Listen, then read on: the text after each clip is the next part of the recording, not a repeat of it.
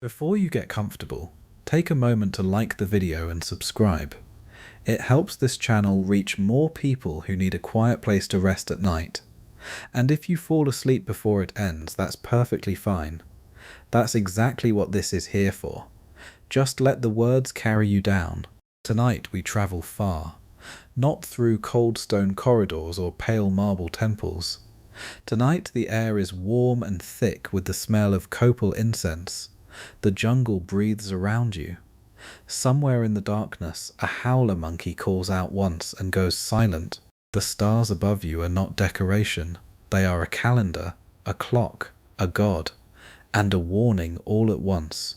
We are going to Mesoamerica, to the world of the Aztecs and the Maya, two of the most extraordinary civilizations that ever existed on this earth. And tonight we are not going as tourists. We are going as people who want to understand, who want to sit with the strangeness of their rules and their laws and their customs, and ask, what did they know that we have forgotten? Because here is the truth that most people miss when they think about the Aztecs or the Maya. They think sacrifice, they think blood, they think terror, and yes, some of those things were real, we will not pretend otherwise. But what they don't think about, what almost no one stops to consider, is that these were societies built on extraordinary logic, on observation, on a relationship with the natural world so precise, so detailed, so deeply woven into every law and every rule and every ritual, that modern scientists are still working to fully understand it. The Maya calculated the length of the solar year to a precision that rivals atomic clocks. The Aztecs built a floating city in the middle of a lake that was at its peak larger than any city in Europe at the time. They had mandatory education for all children, boys and girls, centuries before Europe considered the idea.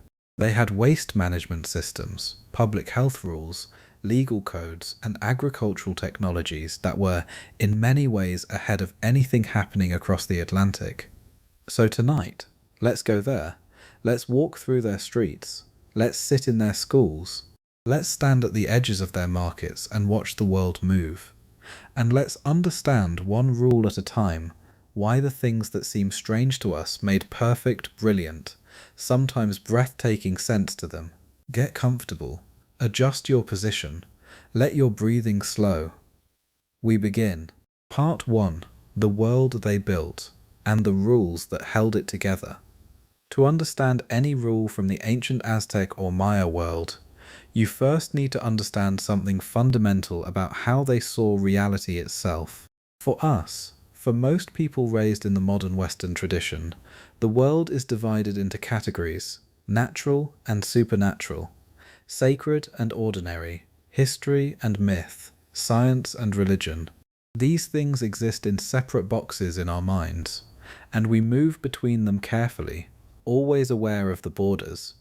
The Aztecs and the Maya did not have those boxes. For them, everything was continuous. The physical world and the spiritual world were not two places. They were two layers of the same place, constantly interacting, constantly influencing each other. The rain that fell on your cornfield was not just water. It was the action of Tlatelolco, the rain deity, who needed to be acknowledged, respected, and occasionally given something in return. The eclipse that darkened the sky was not just an astronomical event. It was a moment of cosmic danger that required specific human responses to ensure the sun would return. This is not superstition, or rather, it is not only superstition.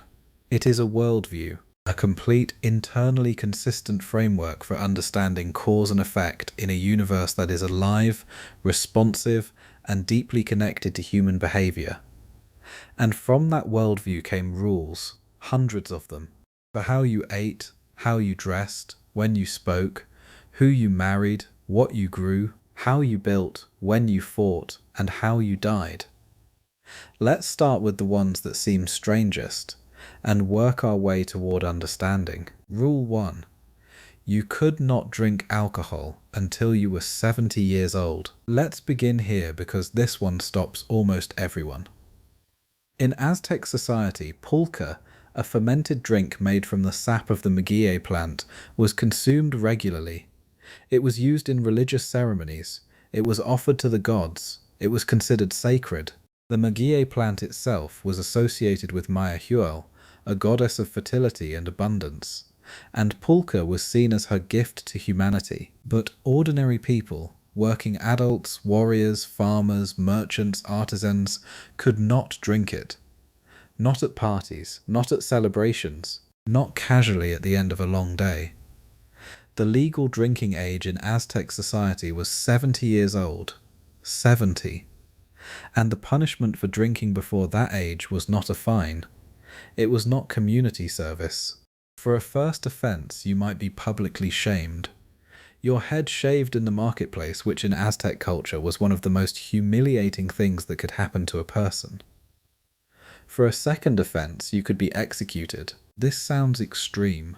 It sounds almost absurdly strict. But consider the logic behind it. The Aztecs were building and maintaining an empire. An empire requires warriors who can fight, farmers who can tend fields reliably, merchants who can travel long distances, craftspeople who can produce with precision. They had observed, just as we have observed, that alcohol impairs judgment, reduces productivity, creates conflict, and can spiral into addiction that destroys families and communities.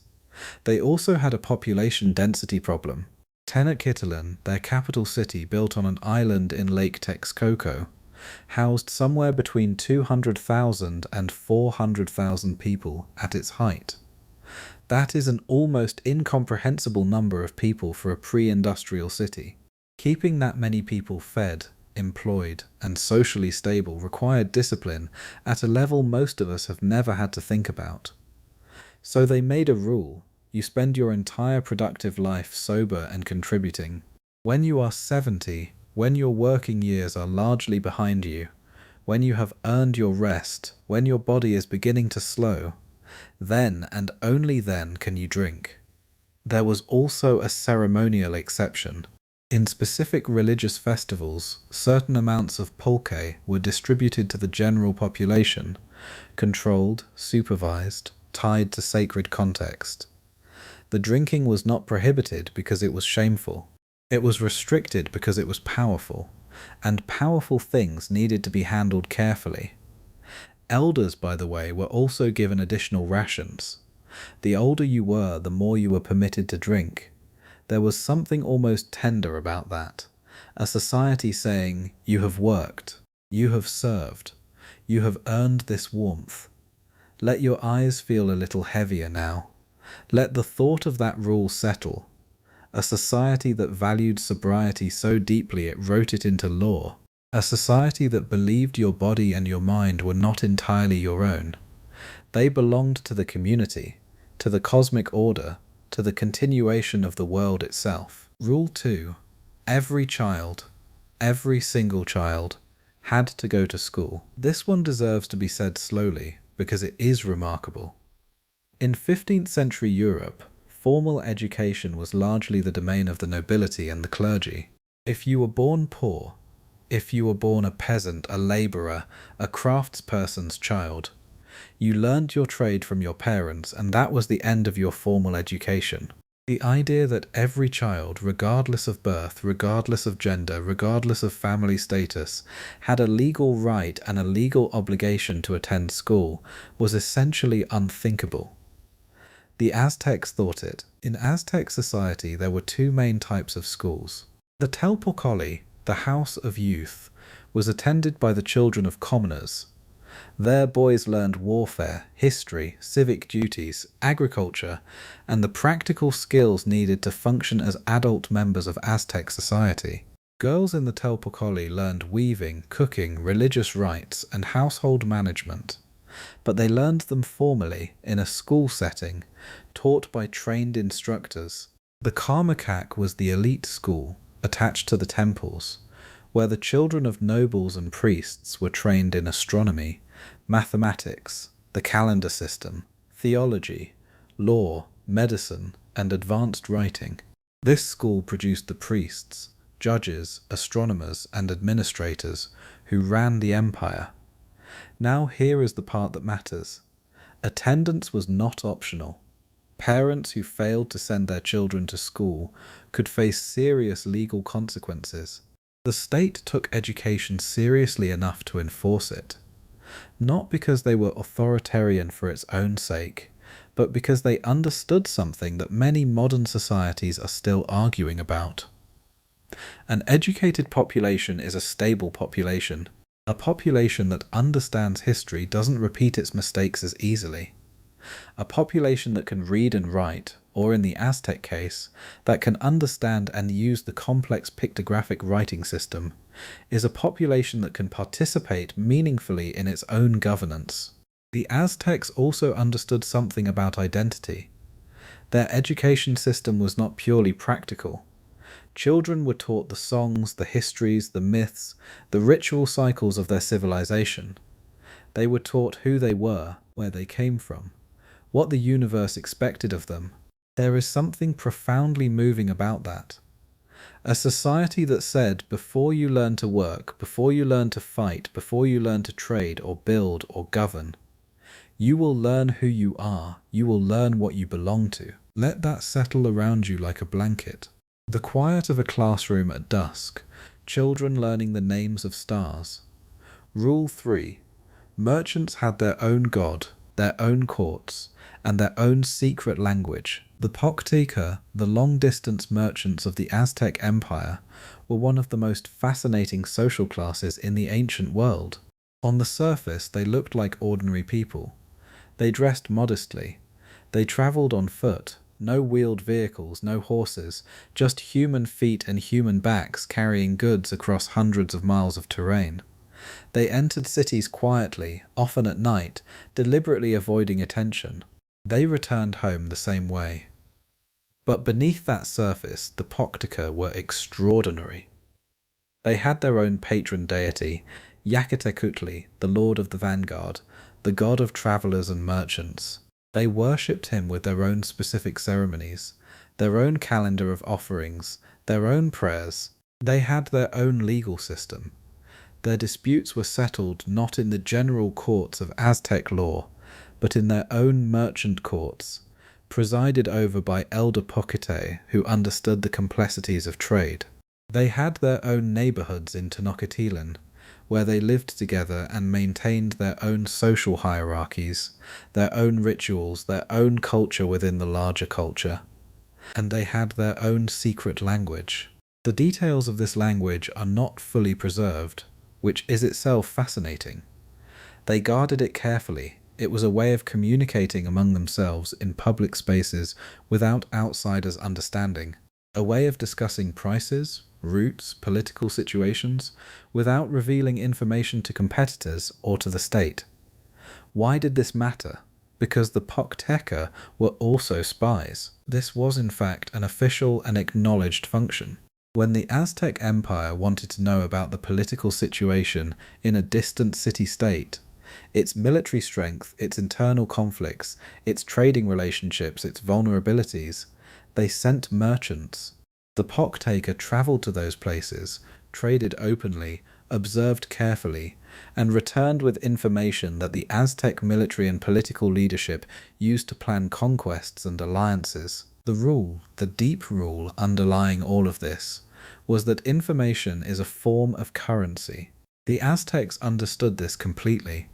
They invested in a class of people whose entire purpose was to move through the world invisibly, collecting data, building relationships, and feeding that knowledge back to the center. And in return, those people were given extraordinary protections.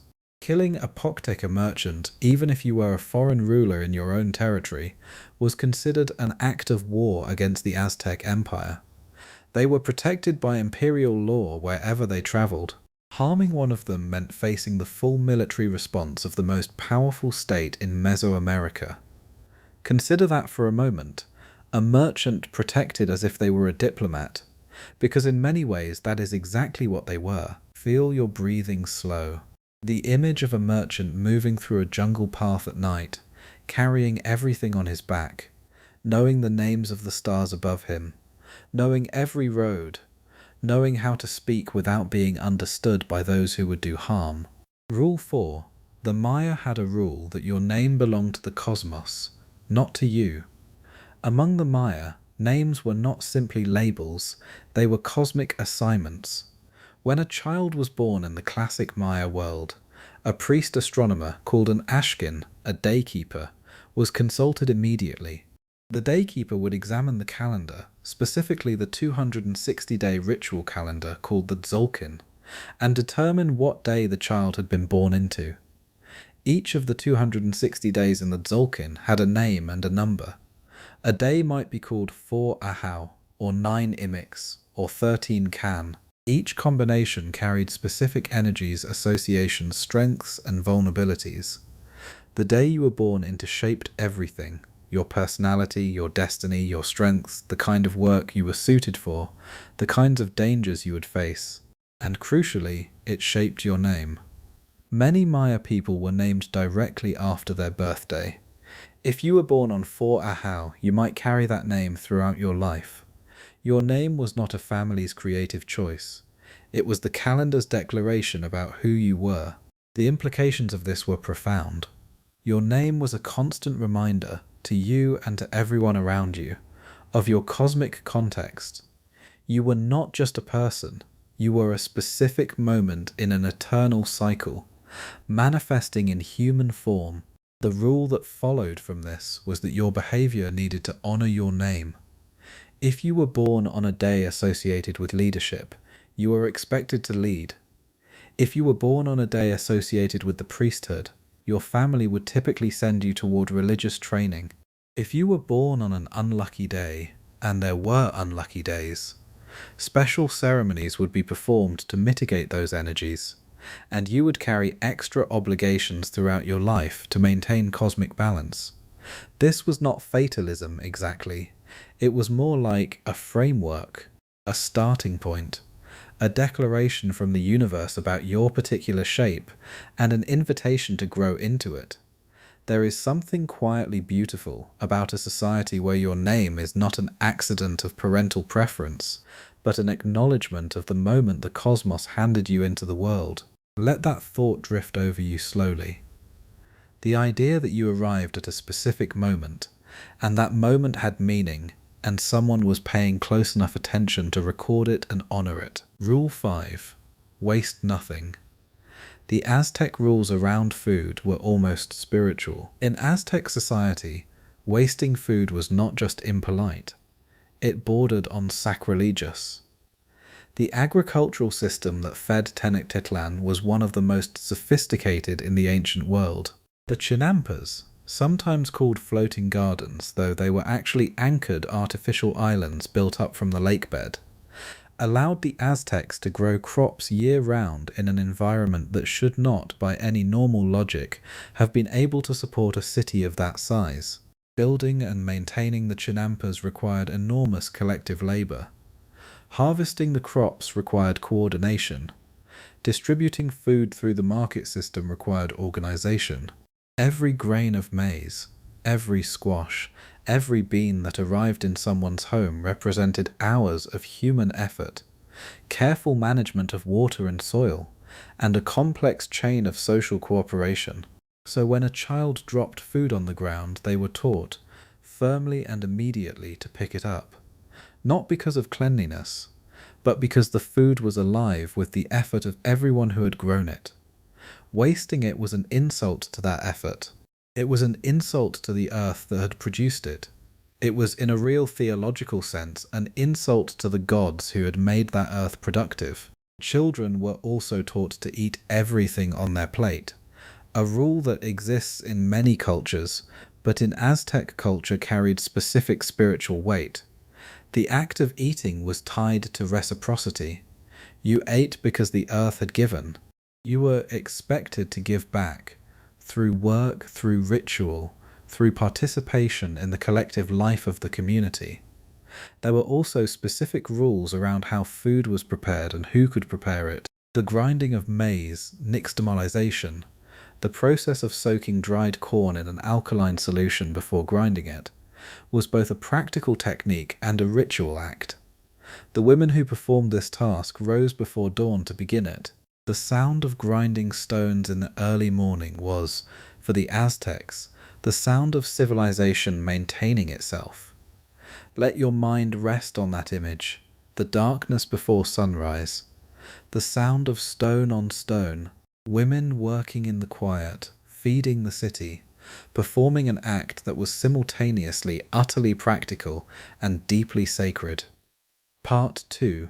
Blood, Time, and the Calendar. Understanding the rules that seem most foreign, we need to talk about sacrifice. Not to shock you, not to linger on the darkness, but because if we don't understand it, if we skip past it or pretend it wasn't central, then we cannot honestly say we understand the Aztec world. And more importantly, we cannot understand why it made sense to them. And it did make sense. That is the thing that most people find hardest to accept. The people who participated in sacrificial rituals, both those who performed them and, in many cases, those who were sacrificed, understood themselves to be doing something necessary, something that kept the world alive. Let me explain how. The Aztec cosmos was fragile, and everyone knew it. The Aztecs believed they were living in the fifth sun, the fifth iteration of the world. The 4 previous worlds had all been destroyed. Each one had ended in catastrophe. One swallowed by jaguars, one destroyed by wind, one by rain of fire, one by flood. Each destruction had been total, everything gone. The fifth sun, the current world, had been created at Teotihuacan, the great ancient city whose ruins existed long before the Aztecs arrived in the Valley of Mexico. According to Aztec mythology, the gods had gathered there in darkness and sacrificed themselves to create the sun and moon. They had given their own divine blood to make the light that allowed life to exist. The implication was clear, and the Aztecs drew it explicitly. The sun existed because of sacrifice. It had been paid for with divine blood, and it continued to exist only if that payment continued to be made. The sun did not rise automatically. The sun rose because it was fed, and what it needed to be fed was Chalchuha'al, the precious liquid, the sacred water, blood. This was not a metaphor. The Aztecs believed with complete sincerity that the ritual of human sacrifice was a cosmic obligation. If they stopped, the sun would stop. The world would end. Everyone would die. Not just the Aztecs, but all of humanity, all of life, everything. Now, from our perspective, this belief is wrong. The sun does not require human blood to rise. We know this. But consider for a moment what it would feel like to genuinely believe it. To believe it as completely as you believe that fire is hot or that rocks are solid. And then consider what you would do. You would make sure the sun was fed. The scale of Aztec sacrifice has been debated extensively by historians. The numbers given in Spanish colonial sources are almost certainly exaggerated. The Spanish had political and religious reasons to portray the Aztecs as monsters, but sacrifice happened. It was real, and the people who participated in it were not monsters. They were people doing what they believed they had to do to keep the world alive. One more thing about this system, and then we'll move forward. The people who were sacrificed, primarily war captives, were not treated as worthless. They were, in many documented cases, treated with specific ritual honor. They were given food, clothing, and ceremony in the period before their death. They were understood to be performing a service of cosmic importance.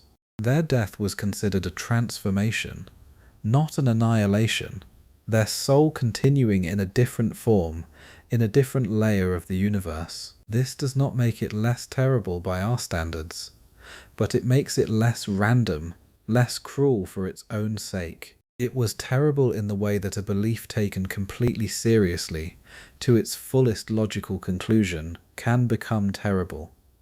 Let your breathing steady. We are moving through difficult territory tonight with honesty and with care. These are human beings we're talking about. All of them, on all sides of that equation.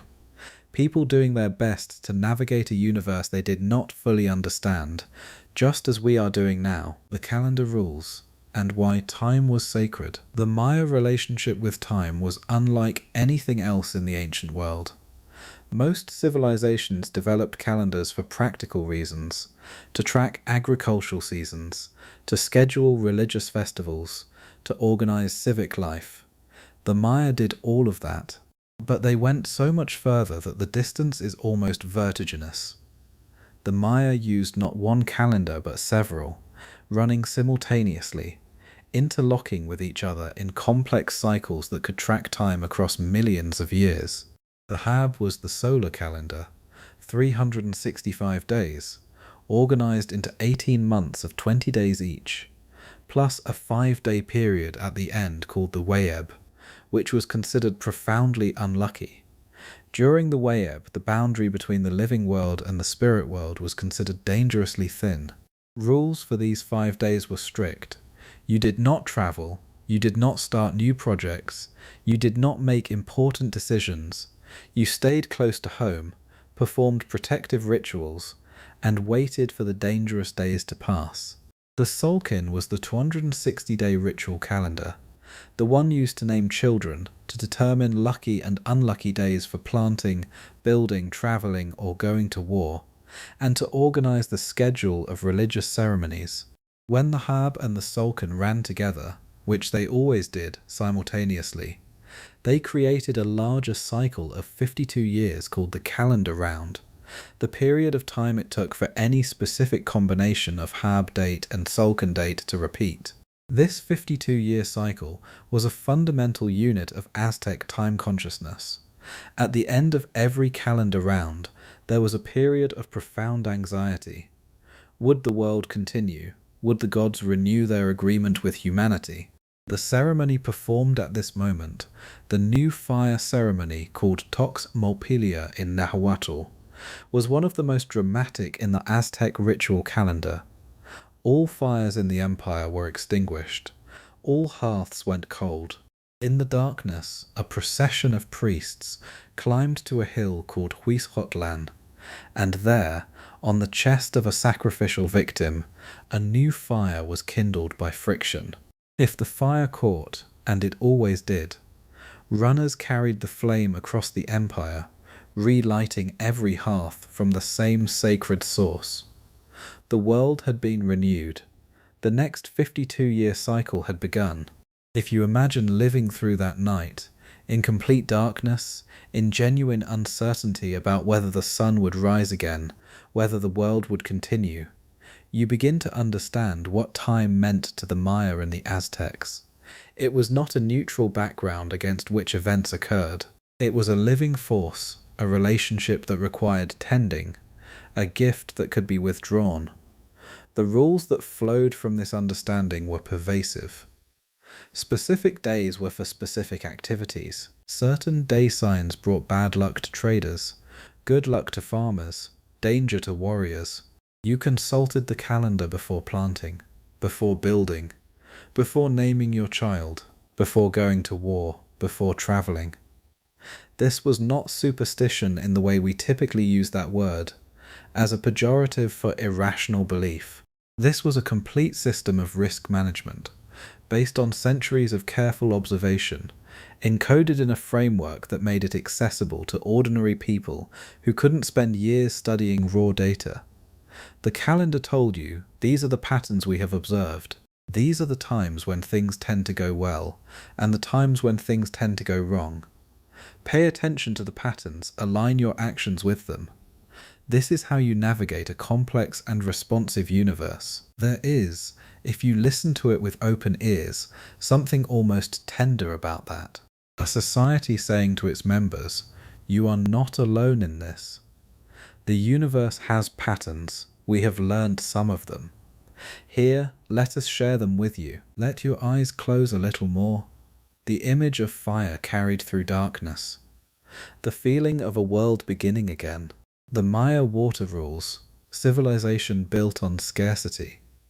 Here is something that almost no one thinks about when they think about the ancient Maya. Much of their civilization existed in places with no rivers, no lakes, and no obvious reliable water source.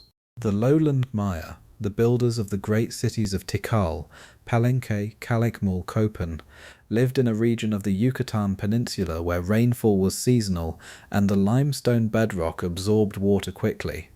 For most of the year there was no standing water, no streams, no springs in most places.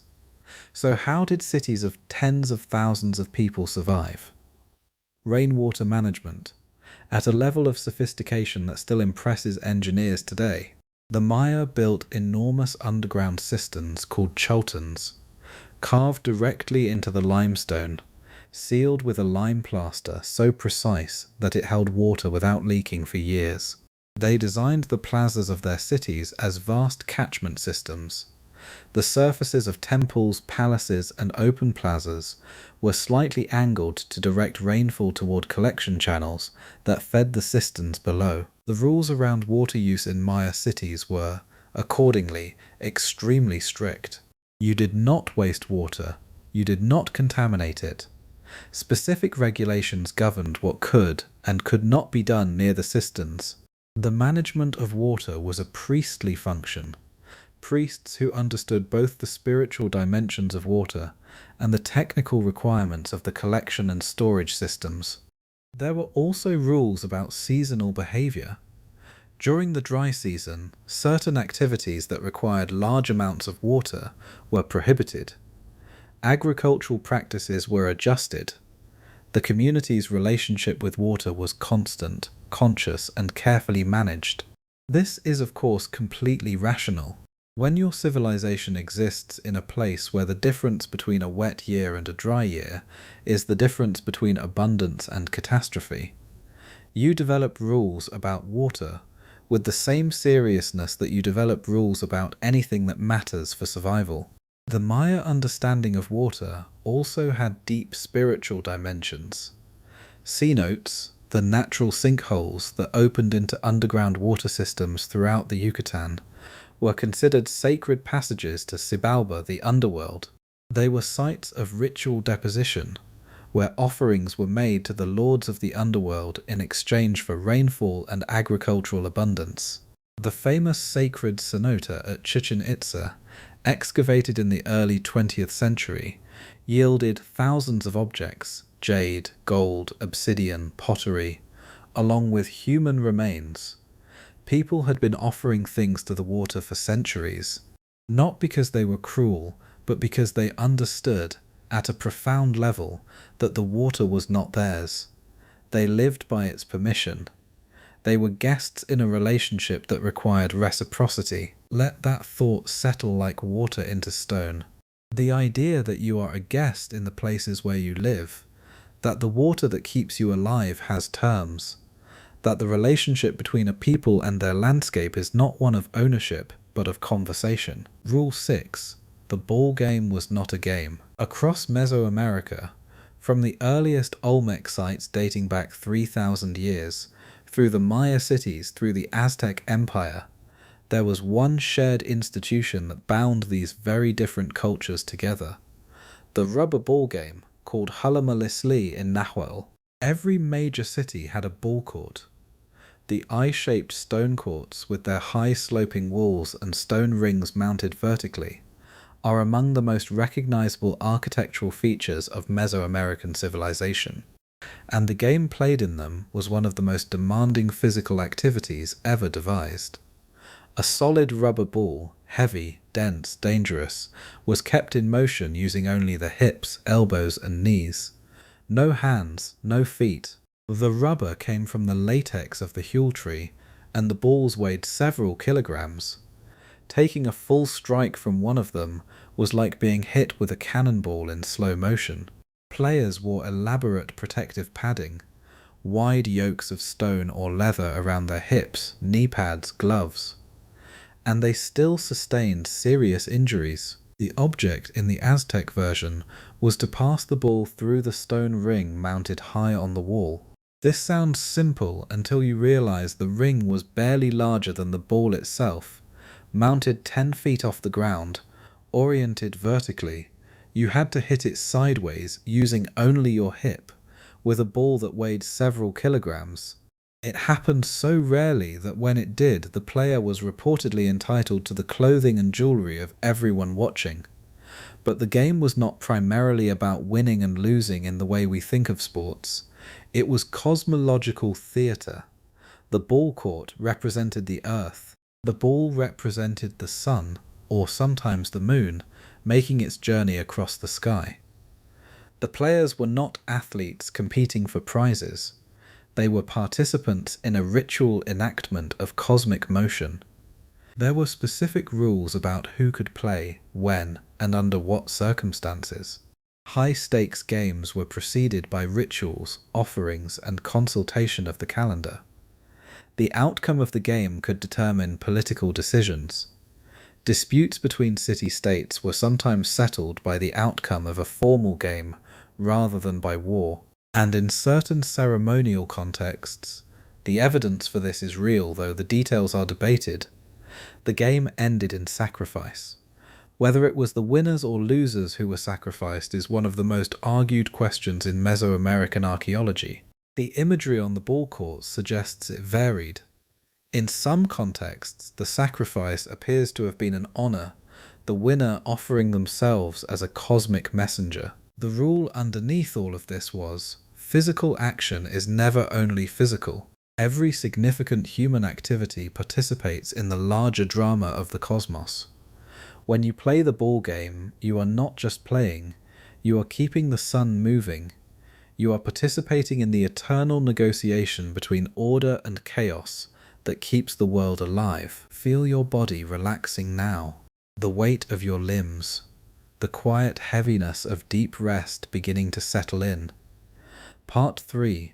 Daily life, social rules, and the texture of ordinary existence. Let us come down from the cosmic for a while. Let us walk through an ordinary day in Tenochtitlan and notice the rules that shaped it. The hundreds of small regulations that governed how people moved through the world. The sumptuary laws, what you wore told everyone exactly who you were. In Aztec society, clothing was not personal expression. It was legal documentation. Specific fabrics, colors, and designs were restricted by law to specific social classes. Cotton, comfortable, soft, beautiful, was the exclusive right of the nobility and the warrior elite. Commoners wore clothing made from maguey fiber, which was rougher, coarser, and considerably less comfortable. The length of a cloak was regulated. Nobles could wear cloaks that reached the ankle. Commoners wore shorter cloaks. Wearing a cotton garment when you were not entitled to one was a serious offence. Being caught in it could result in execution. Jewellery was similarly regulated. Gold was for the nobility and high-ranking warriors. Certain feathers, particularly the iridescent green feathers of the quetzal bird, were reserved for the highest elite. The suit soli, the turquoise diadem, was worn only by the Tlatoani, the ruler. This was not vanity, it was information management. In a city of several 100,000 people, where complex social hierarchies determined who had authority over whom, who was entitled to what resources, who could sit where in a ceremony, and who needed to show deference to whom, visible markers of status were essential. You needed to be able to tell, at a glance, whether the person walking toward you was a military commander, a merchant, a priest, or a farmer. The clothing system was, in this sense, a kind of uniform system for an entire civilization. It made the social structure legible. It reduced the friction of 1,000 daily interactions by making status immediately visible. There was also a system of military insignia, specific regalia awarded for specific battlefield achievements, that worked on the same principle. The number of captives you had taken in battle determined what you could wear. A warrior who had taken one captive wore a specific set of markings. 2 captives, a different set. 4 captives, another. The great warriors, the Quauhcoatl, the Eagle and Jaguar Knights, wore elaborate suits that made them instantly recognizable and that carried enormous social prestige. This created a society where achievement was visible, where you could not pretend to have done things you had not done. Your clothing would betray you, and where the incentive to actually achieve was enormous because achievement was immediately legible to everyone around you. The marketplace rules, Tlatelolco, and the most orderly market in the world. When the Spanish conquistadors arrived in Tenochtitlan in 1519, one of the things that astonished them most, one of the things they wrote home about with genuine wonder, was the market of Tlatelolco, the twin city of Tenochtitlan located on the northern part of the same island. Hernán Cortés himself wrote that it was larger than the market of Salamanca, one of the largest in Spain, and that it was conducted with far greater order and organization. Bernal Diaz del Castillo, one of the soldiers in Cortés's company, described it with a kind of stunned reverence. He had never seen anything like it. The market of Tlatelolco, at its height, received perhaps 50 to 60,000 people on its busiest days. It was organized by product type, each section of the market dedicated to specific goods.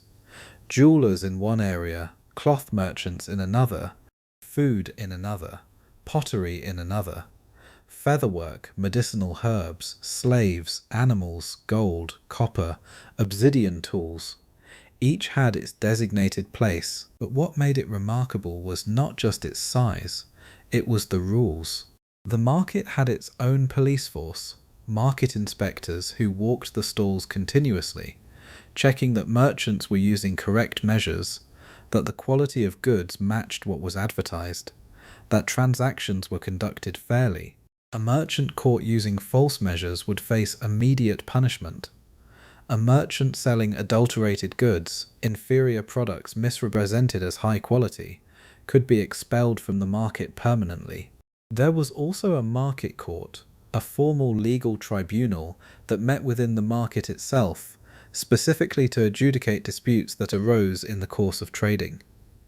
Cases were heard and decided on the spot. You did not have to wait for a later court date.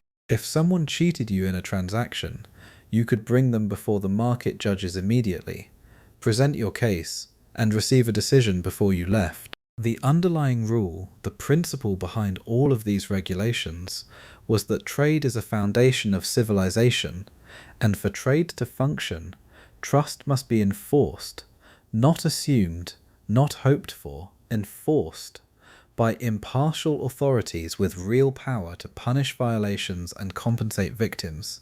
This is in essence the logic behind every regulatory body and consumer protection law in the modern world. The Aztecs understood it 500 years before modern market economies existed. Let your thoughts slow now.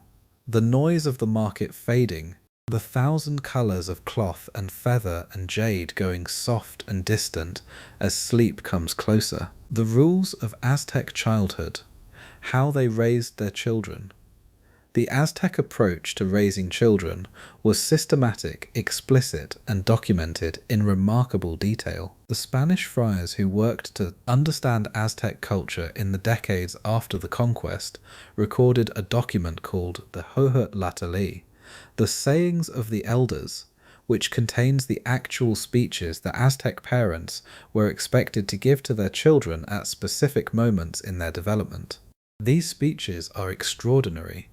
They are formal, poetic, deeply serious, and full of practical wisdom. They cover everything from hygiene to sexual conduct to work ethic to the proper way to greet elders. They are also full of a kind of tender gravity, a sense that life is difficult, that the world is demanding, and that children need to understand this honestly, without illusion. One speech given to a daughter at adolescence advises her, "Do not be lazy. Wake before the others. Work while others sleep. Maintain your clothing carefully. Do not paint your face or dye your hair. Leave those things to women of loose character. Speak carefully. Do not laugh too loudly. Do not walk hastily. Be in all things moderate and dignified." Another speech, given to a son entering adulthood, tells him, "This world is not a place of pleasure. This world is a place of difficulty and hard work. It is cold here and it is windy, but those who live with discipline and honor will find warmth. Do not waste yourself on drunkenness or idleness. Do not boast. Do not deceive. Work hard, speak truth, and you will be known as a person of worth." These are not the words of a brutal empire. These are the words of parents who love their children and want them to survive and flourish in a demanding world. The rules they contain are not arbitrary. They are distilled experience. They are what working, observing human beings had learned about what it takes to live well, and they were being passed on with care. The Aztec approach to punishment was also notably systematic. Young children were corrected verbally first. If behavior persisted, more serious measures were taken, but always in graduated steps, never immediately harsh. The goal was not to break a child's spirit, but to shape their behavior toward the social norms that would allow them to function successfully within their community. There were also rules about play. Children were allowed, encouraged to play, but play was understood as a form of learning. The games children played were often miniature versions of adult activities, small versions of the ball game, pretend markets, imitation of ritual ceremonies. Play was the first school. You are settling now, the weight of the day releasing from your shoulders, from your hands. The thoughts that were busy earlier, quieter now, slower. We continue. Rule 7. The Aztec legal system, strict but surprisingly fair. The Aztec legal system was one of the most sophisticated in the pre-Columbian Americas, and it operated on principles that would be recognizable, and in some cases enviable, to modern legal practitioners. There were courts at multiple levels. Local disputes were handled by lower courts staffed by appointed judges. More serious cases moved up to higher courts. The most serious cases, those involving nobles or crimes against the state, went before the Sehahuacoal, the second highest official in the Aztec government, who served as the empire's chief justice. The system was hierarchical and consistent. The same laws applied to nobles as to commoners, with one critical difference. Nobles were held to a higher standard. A commoner who committed a certain crime might be punished with public shaming or a fine. A noble who committed the same crime would face a harsher punishment because nobles were expected to model correct behavior. They had been educated at the Karmakak. They had every advantage. There was no excuse for ignorance or moral failure. This is a remarkable inversion of how class systems usually work. In most ancient civilizations, and in most modern ones if we're honest, the powerful face fewer consequences for their actions than the powerless. The Aztecs explicitly reversed this. Power came with heightened accountability. There was also a specific prohibition on bribery that applied to judges. A judge who accepted a bribe was not simply removed from office, he was executed. This was considered one of the most serious possible corruptions of the social order, because the justice system was the mechanism through which the entire social contract was maintained. Corrupting it was not just a crime, it was a kind of cosmic violation. Witnesses in Aztec courts were expected to tell the truth, and the penalties for false testimony were severe. The system operated on the assumption that truth was knowable, that it mattered, and that the legal process was a mechanism for discovering it, not a game to be won by the more clever advocate. There were also specific provisions for those who could not afford legal representation, a concept that most modern democracies are still working to fully implement. Community elders were expected to assist neighbors who could not navigate the legal system alone. Was the system perfect? No. Were there abuses? Certainly. But as an architecture, as a designed system for managing conflict, enforcing norms and maintaining social trust, it was extraordinary for its time and place. Rule 8. The Maya rules about writing. and who was allowed to read. Among the Maya, writing was power, and power, as always, was carefully controlled. The Maya script, one of the most complex writing systems ever developed by any civilization, capable of representing language phonetically as well as logographically, was a guarded technology. It was primarily in the hands of the priestly and noble classes. Professional scribes called ajitsib, those who write, occupied a specific and respected social position. Writing was their skill, their identity, their contribution to the cosmic order. The majority of Maya hieroglyphic texts that survive deal with royal history, ritual calendars, astronomical observations, and religious content. This is partly because those were the subjects that mattered most to the people who commissioned writing, but it also reflects the fact that writing was not a tool of everyday communication for most people.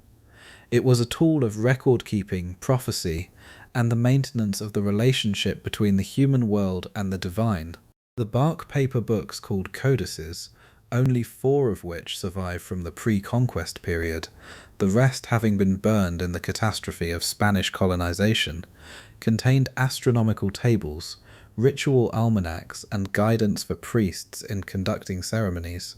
They were not public documents, they were priestly tools, consulted by those trained to read them, used to navigate the complex calendar system and maintain the proper sequence of rituals. The rule, implicit but powerful, was this: some knowledge is too important to be widely distributed. The calendar, the astronomical tables, the ritual sequences, these were technologies that required expertise to use correctly.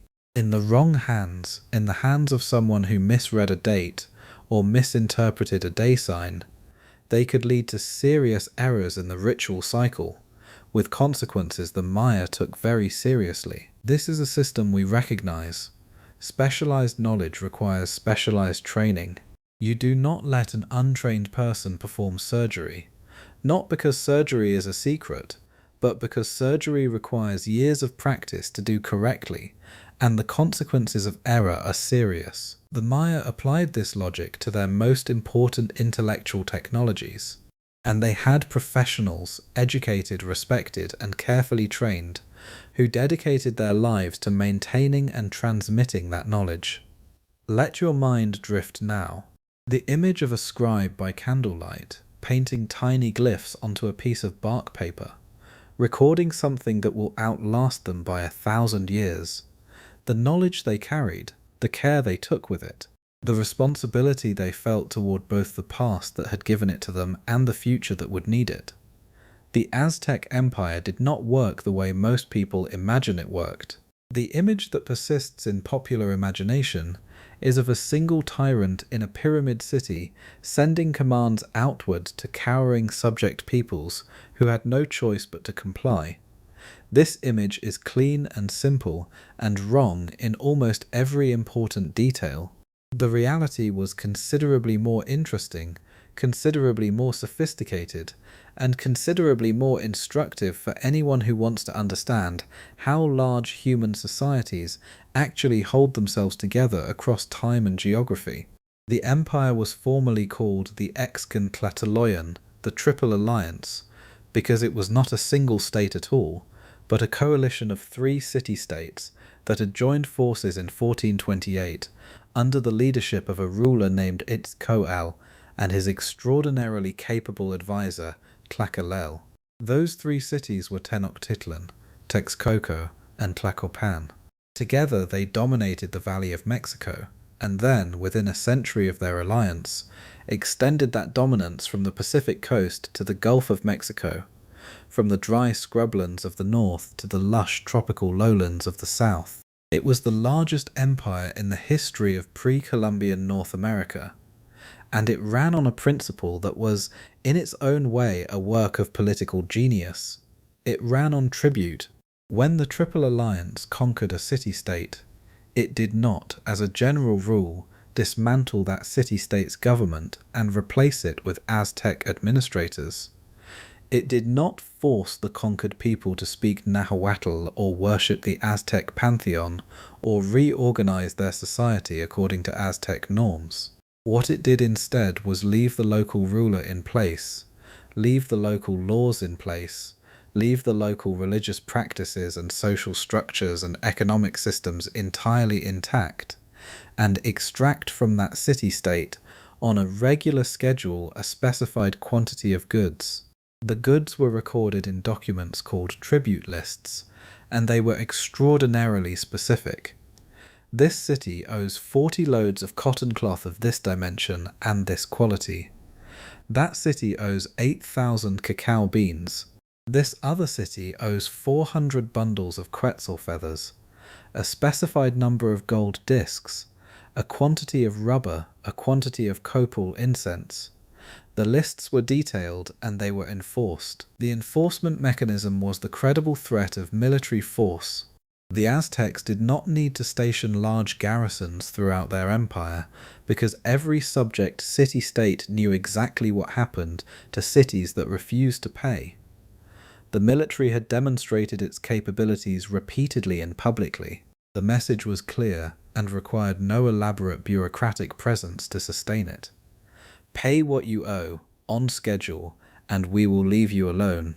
Fail to pay, and we will send warriors, and the consequences will be severe. This system was, by the standards of ancient empire building, remarkably efficient. It cost relatively little to maintain compared to the direct colonial model that many empires have used, where the conquering power must staff every province with its own administrators, judges, tax collectors, and soldiers. The Aztecs got the revenue without the administrative overhead. The subject cities retained enough autonomy to remain functional, which meant they remained productive, which meant the tribute kept flowing. It was a system designed not to destroy the economic capacity of conquered territories, but to skim from it sustainably. There were exceptions. Some territories were considered too strategically important, or too politically unreliable for this light-touch approach. In those cases, the Aztecs installed their own tribute stewards, officials called Calipixca, to supervise local affairs more directly. And there were territories that were never conquered at all, that existed as independent enclaves surrounded on all sides by Triple Alliance territory.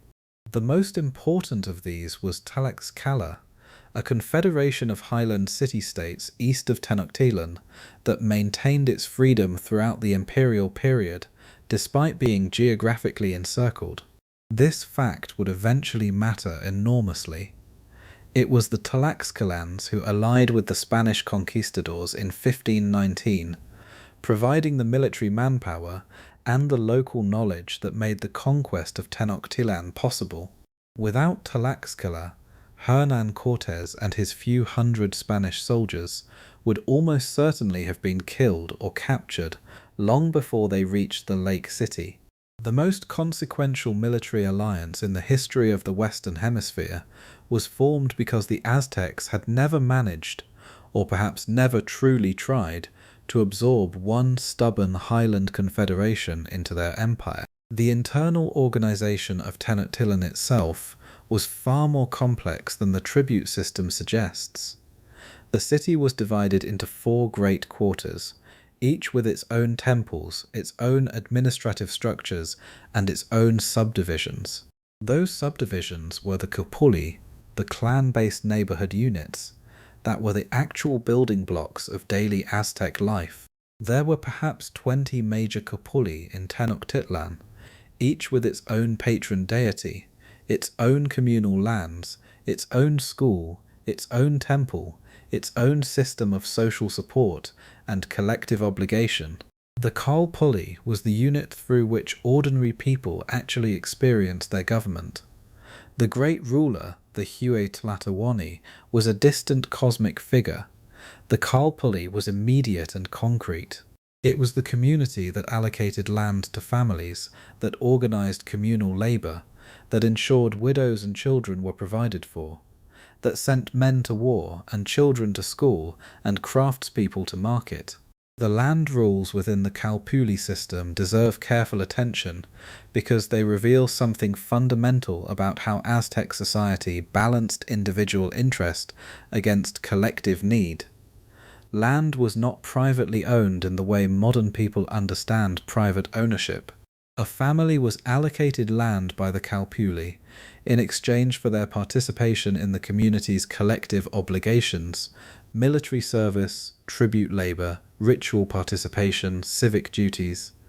That allocation was theirs for as long as they cultivated it and met their obligations. But if a family left their land uncultivated for 2 consecutive years, the Calpulli had the right and the responsibility to reallocate it to another family. If a man died without heirs, his land returned to the Calpulli's common pool.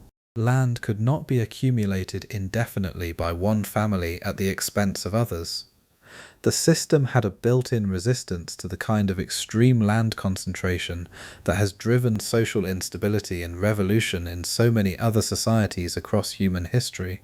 This was not an accident of primitive economic thinking. It was a deliberate design. The Aztecs had nobles who owned substantial private estates, and there was genuine class stratification in their society.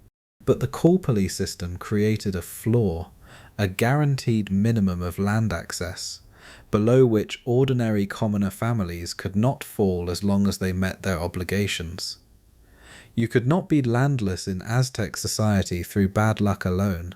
You could only be landless through serious failure to meet your social responsibilities. And even then, the community had obligations to support you through a period of difficulty before any reallocation occurred. The social safety net was real, if rough, and it was woven directly into the land tenure system, rather than being an add-on charity administered separately from the main economic structure. The ruler who presided over this complex system, the Huey Tlatoani, the Great Speaker, was not a hereditary monarch in the simple sense. He was selected.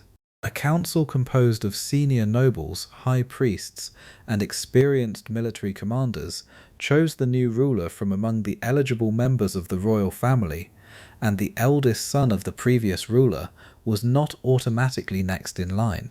The council was looking for specific qualities: demonstrated military leadership, deep knowledge of religious tradition and ritual procedure, administrative competence, and the kind of personal authority that could command the loyalty of a diverse and demanding population.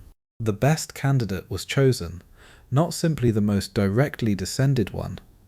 This created a system with real advantages over simple hereditary succession. It meant that rulers tended to be genuinely capable people, not always, not perfectly, but as a structural tendency. It also meant that the Council of Electors retained real political power, a check on the ruler's authority that could not be entirely ignored. A ruler who made decisions that deeply alienated the senior nobles and priests who had chosen him risked losing the support of the very people whose cooperation made his rule possible. The Huey Tlatoani was powerful, more powerful than almost anyone else in Mesoamerica, but he was not unchecked, and he was not alone. The man who may have been most responsible for shaping the ideology that made the empire function was not a ruler at all. Tlaquelel served as Cihuacoatl, effectively the chief internal administrator, the second highest official in the Aztec government, for most of the crucial early imperial period. He served under 3 successive rulers and was reportedly offered the rulership himself after the death of Itzcoatl, turning it down in favor of remaining the power behind the throne. Whether this reflects genuine selflessness, strategic brilliance, or some combination of the two, is impossible to know from the historical record. What the record does tell us is that Tlaquelel appears to have been the primary architect of the ideological framework that gave the Aztec Empire its distinctive character. The systematic elaboration of the belief that the Aztecs were the chosen people of the sun, that the sun required human blood to continue its journey, and that the Aztecs' mission was therefore not merely political but cosmic. This ideology was brilliant as a tool of state. It gave every Aztec person, regardless of their social position, a sense of participation in something enormously important. The farmer tending his Chinampa was not just growing corn for his family, he was feeding the warriors who captured the prisoners who fed the sun that kept the world alive. The woman grinding maize at dawn was not just preparing breakfast. She was maintaining the material foundation of a civilization with cosmic responsibilities. Every person's work was embedded in a framework of meaning that extended from the immediate and practical all the way to the survival of the universe itself. There are few more powerful ways to motivate a population, and few that place a heavier moral and psychological burden on those who believe them sincerely. Whether Tlatelolco himself believed the ideology or simply recognized its political usefulness is a question the historical record cannot resolve. What it can tell us is that the ideology worked. For nearly a century, it sustained an empire of millions of people across hundreds of kilometers of diverse geography, maintained a level of military effectiveness that no other Mesoamerican power could match, and produced, in Tenochtitlan, one of the most remarkable cities in the history of the ancient world. That city is worth pausing on because it was genuinely extraordinary by any standard of comparison. Built on a natural island in the middle of Lake Texcoco, and then substantially expanded through the construction of additional artificial islands and the filling of shallow lake areas. Tenochtitlan, at its height in the early 16th century, housed somewhere between 200,000 and 400,000 people. The uncertainty in that estimate reflects genuine scholarly disagreement. But even the lower bound makes it one of the largest cities on Earth at the time, larger than London, larger than Paris, larger than Rome had been at its height before the fall of the Western Empire. The Spanish soldiers who arrived there in November of 1519 were, by their own accounts, stunned into near silence by what they saw. Bernal Diaz del Castillo, one of those soldiers and the author of the most vivid first-hand account of the conquest, wrote that they did not know how to describe what they were seeing, that some of them wondered if they were dreaming, that nothing they had seen in Spain or anywhere else in their travels had prepared them for it. The city was connected to the mainland by 3 great causeways, enormous raised roadways crossing the lake that were wide enough for 10 horses to ride abreast, each equipped with removable bridges at strategic points to allow canoe traffic to pass underneath, and to provide a military defense mechanism in case of attack. 2 aqueducts brought fresh spring water to the island from the mainland hills, because the lake water was brackish and unusable for drinking.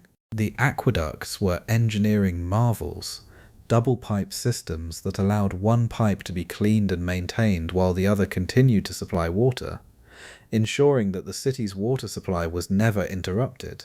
The streets of Tenochtitlan, or rather the combination of streets and canals that served as streets, because much of the city's transportation was by water, were maintained with a cleanliness that astonished Spanish observers. There were sanitation workers whose job was to sweep the streets and canals every morning. There were public latrines at intervals throughout the city. Human waste was collected by canoe and transported to the agricultural areas of the Chinampas where it served as fertilizer. The same material that would have fouled the city and spread disease was being systematically converted into agricultural productivity. It was, by the standards of any era, a sophisticated waste management system, and it kept a city of several 100,000 people considerably healthier than the cities of contemporary Europe, where waste disposal typically meant throwing it into the street. The great market of Tlatelolco, which occupied the northern part of the island in the twin city of the same name, was the commercial heart of this urban world. By the estimates available in the historical record, it received somewhere between 40 and 60,000 people on its busiest days. The market was held every 5 days according to the Aztec calendar, and every 20th day there was a great market that drew people from much farther away. The Spanish observers who saw it compared it favorably to the largest markets in Spain, not just in size but in the orderliness and diversity of goods available.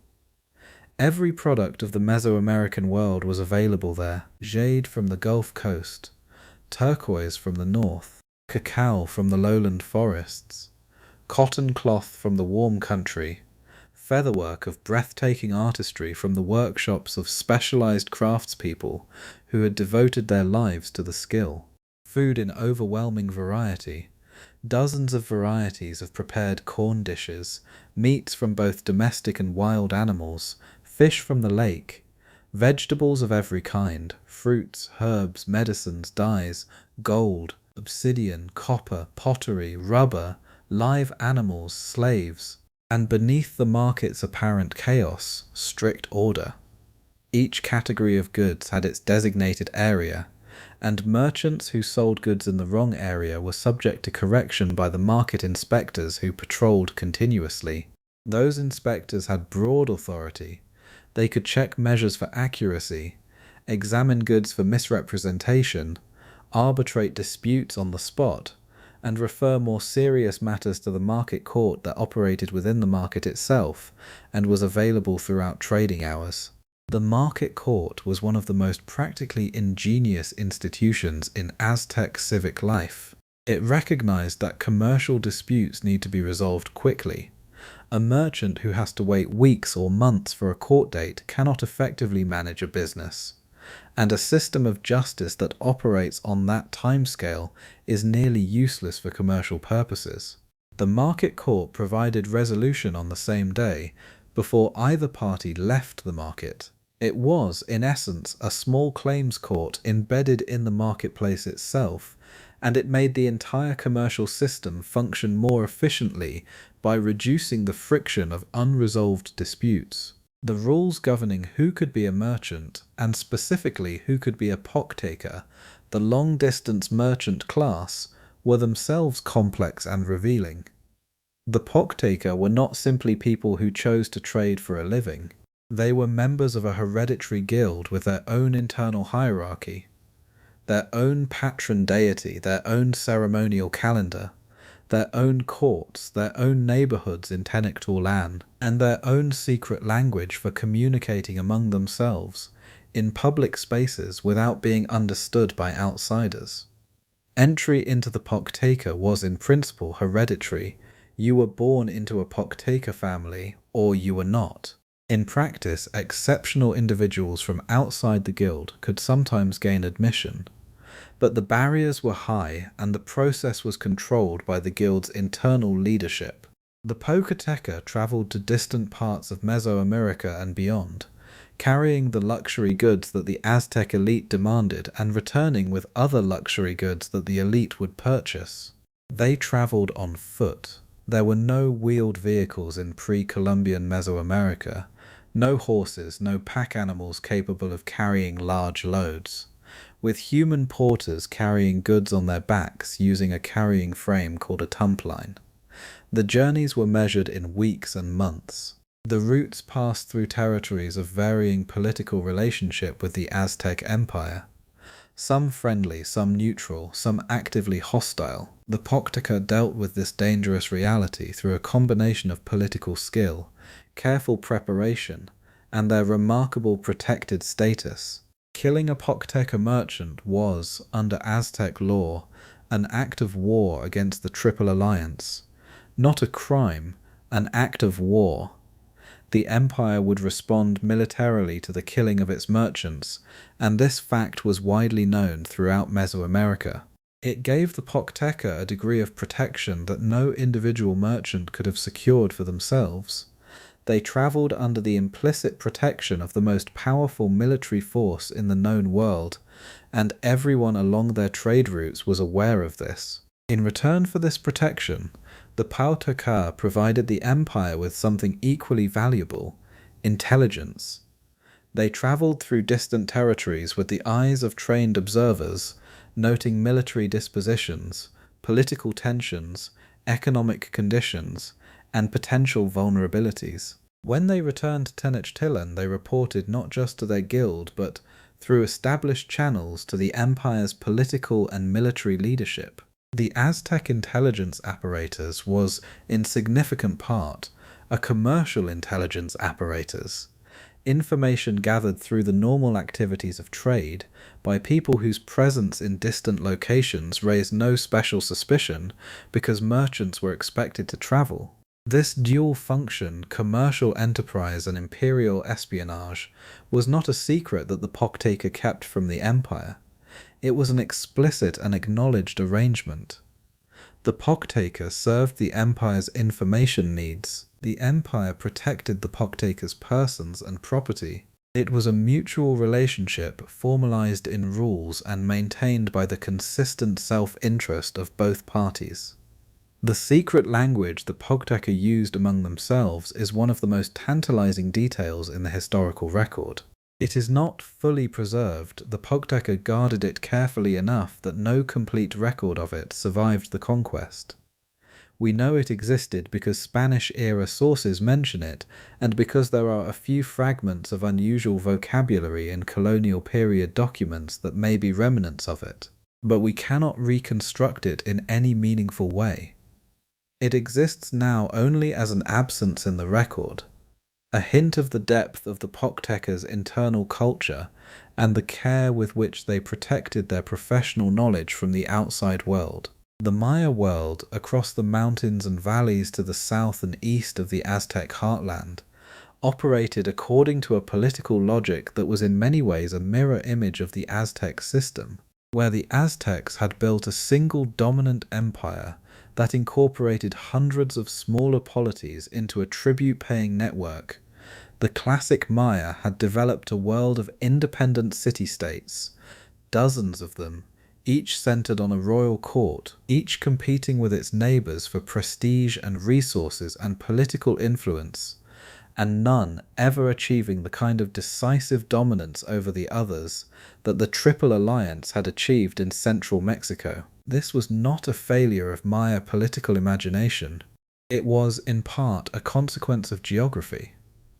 The lowland Maya region is covered in dense tropical forest, which makes both agriculture and military movement considerably more difficult than the open valley landscape of central Mexico. It is also a landscape without easily defensible natural barriers, no Great Lakes, no mountain ranges that would give one city a decisive geographical advantage over another. In this environment, shifting alliances and balanced competition were more sustainable than conquest and centralized control. The Maya city-states were connected to each other through trade, through the movement of prestige goods and political marriages between royal families, through the shared framework of calendrical and astronomical knowledge that all Maya elites possessed, and through a complex system of political relationships that included both alliance and warfare. A Maya ruler was not primarily the administrator of an economic system, as the Aztec Tlatelolco was in part. He was primarily a ritual specialist, a performer of cosmic maintenance, the living embodiment of his city's relationship with the divine. The monuments that Maya rulers commissioned to record their reigns were not, in the main, records of administrative achievement or economic management. They were cosmic arguments.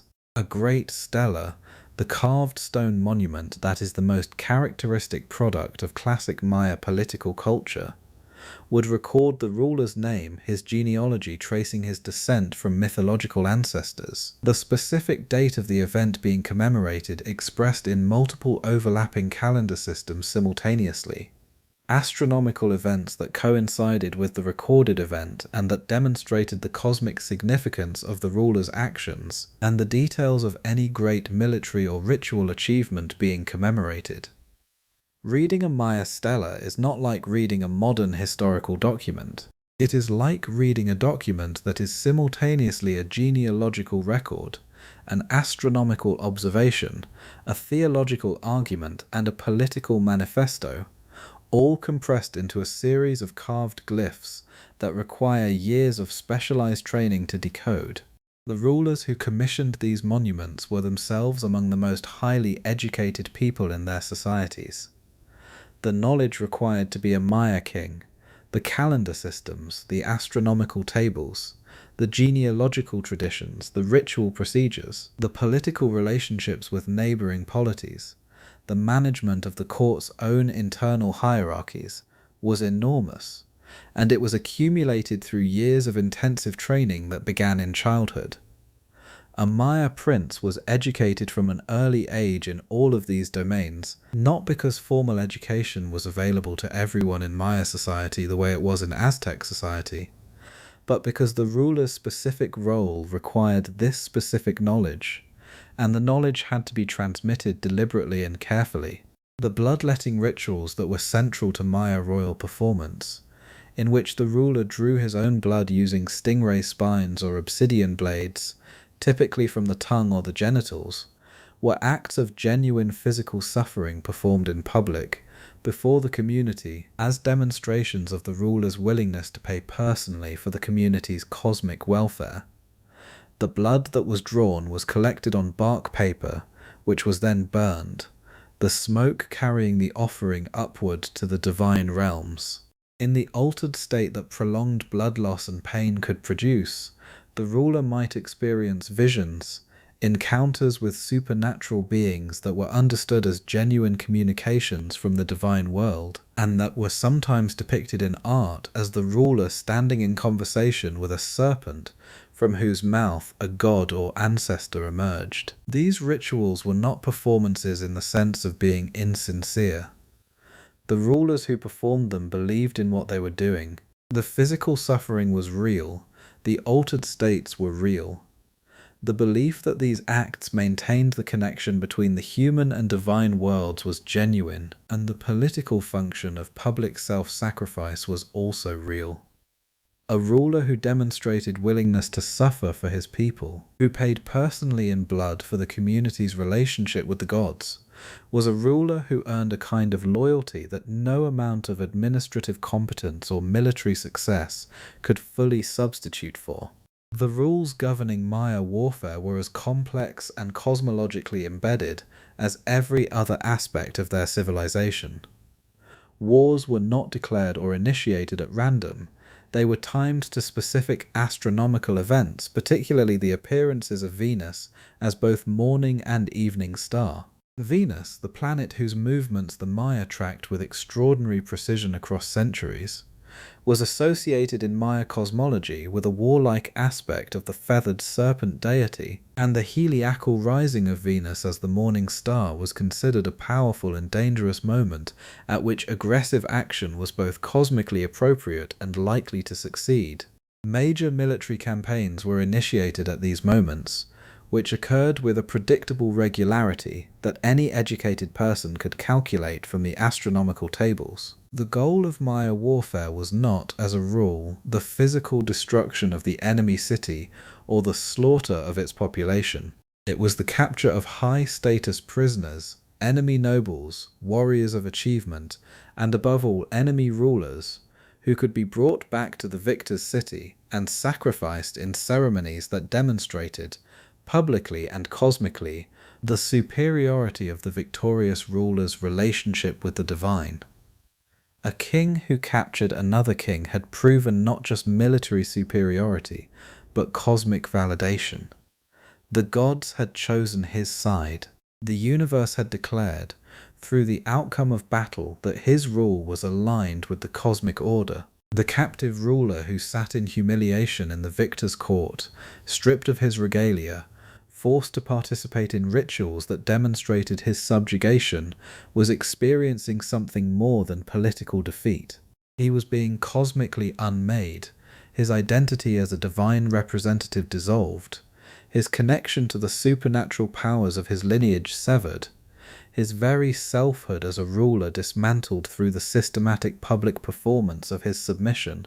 And then, at a cosmically significant moment chosen by his captor, he would be sacrificed, his death completing the cosmic argument that his capture had begun. The rules around the treatment of such captives between capture and sacrifice were, interestingly, specific and generally humane by the standards of the context. They were fed, They were housed adequately. They were sometimes allowed to maintain certain aspects of their dignity. The point was not to cause suffering for its own sake. Suffering without cosmic context was meaningless. The point was to hold them in the specific state of captured but not yet sacrificed, which had its own theological meaning within the Maya framework of understanding about what death was and what it accomplished. It is worth pausing here, as we have several times tonight, to simply acknowledge the difficulty of sitting with this material. These were human beings, the rulers who captured and the rulers who were captured, the warriors who fought and the communities that watched. They were people of extraordinary sophistication, people who had built one of the most intellectually remarkable civilizations in human history, people whose astronomical knowledge and mathematical sophistication and artistic achievement we are still in the process of fully appreciating centuries after their world was disrupted by the arrival of Europeans with steel and smallpox, and a completely different framework for understanding what the universe is and what human beings owe to it. They did things that we find deeply wrong. They also did things that we find deeply impressive. Both of these things are true simultaneously, and holding both of them at once, without collapsing into either condemnation or romanticization, is one of the genuine challenges of engaging honestly with ancient history. Every human society that has ever existed has done things we would find wrong if we knew about them. Every human society has also done things that demonstrate what human beings are capable of when they are organized, motivated, and living within a framework that makes sense to them. The Maya and the Aztecs are not exceptions. They are in some ways among the most vivid examples. The classic Maya collapse, which we will approach carefully and with the attention it deserves, is the story of what happens when a sophisticated civilization encounters stresses that exceed the capacity of its institutions to manage, and it is a story with implications that extend well beyond the Yucatan Peninsula in the 9th century CE. It is a story about the relationship between a civilization and its environment, between political competition and collective survival, between the ideological commitments that make a society function and the adaptability that allows it to survive when circumstances change. It is, in short, a story about something that human societies have faced many times and will face again. The drought that struck the Maya lowlands in the late 8th and 9th centuries was severe by any geological standard. The evidence for it comes not from historical documents. The Maya did not record it in the way we might expect, but from the physical record embedded in lake sediments, from the chemistry of speleothems in caves, from the analysis of tree rings in ancient wood preserved in archaeological sites. The data is consistent across multiple independent lines of evidence. Beginning around 800 CE, the southern Maya lowlands experienced a series of droughts more severe and more prolonged than anything in the previous millennium. Rainfall declined substantially. Agricultural yields fell. Water stored in the carefully maintained cisterns and reservoirs ran low. A single severe drought might have been managed within the existing institutional framework. The Maya had survived droughts before. Their entire water management system was built around the expectation that rainfall would be irregular and that storage and conservation would be necessary. But what the 9th century brought was not a single event. It was a prolonged period of below-average rainfall that persisted for decades, returning again and again just when recovery seemed possible, depleting the stored reserves and the agricultural surplus that the Maya political system depended on to function. And the political system made things worse. At the very moment when collective action, cooperation between city-states to share resources, to reduce the military competition that was destroying agricultural production, to coordinate water management across the entire lowland region, would have given the Maya their best chance of survival, the political incentives all ran in the opposite direction. Rulers whose legitimacy depended on continued display and achievement could not admit failure without undermining the ideological framework that justified their rule.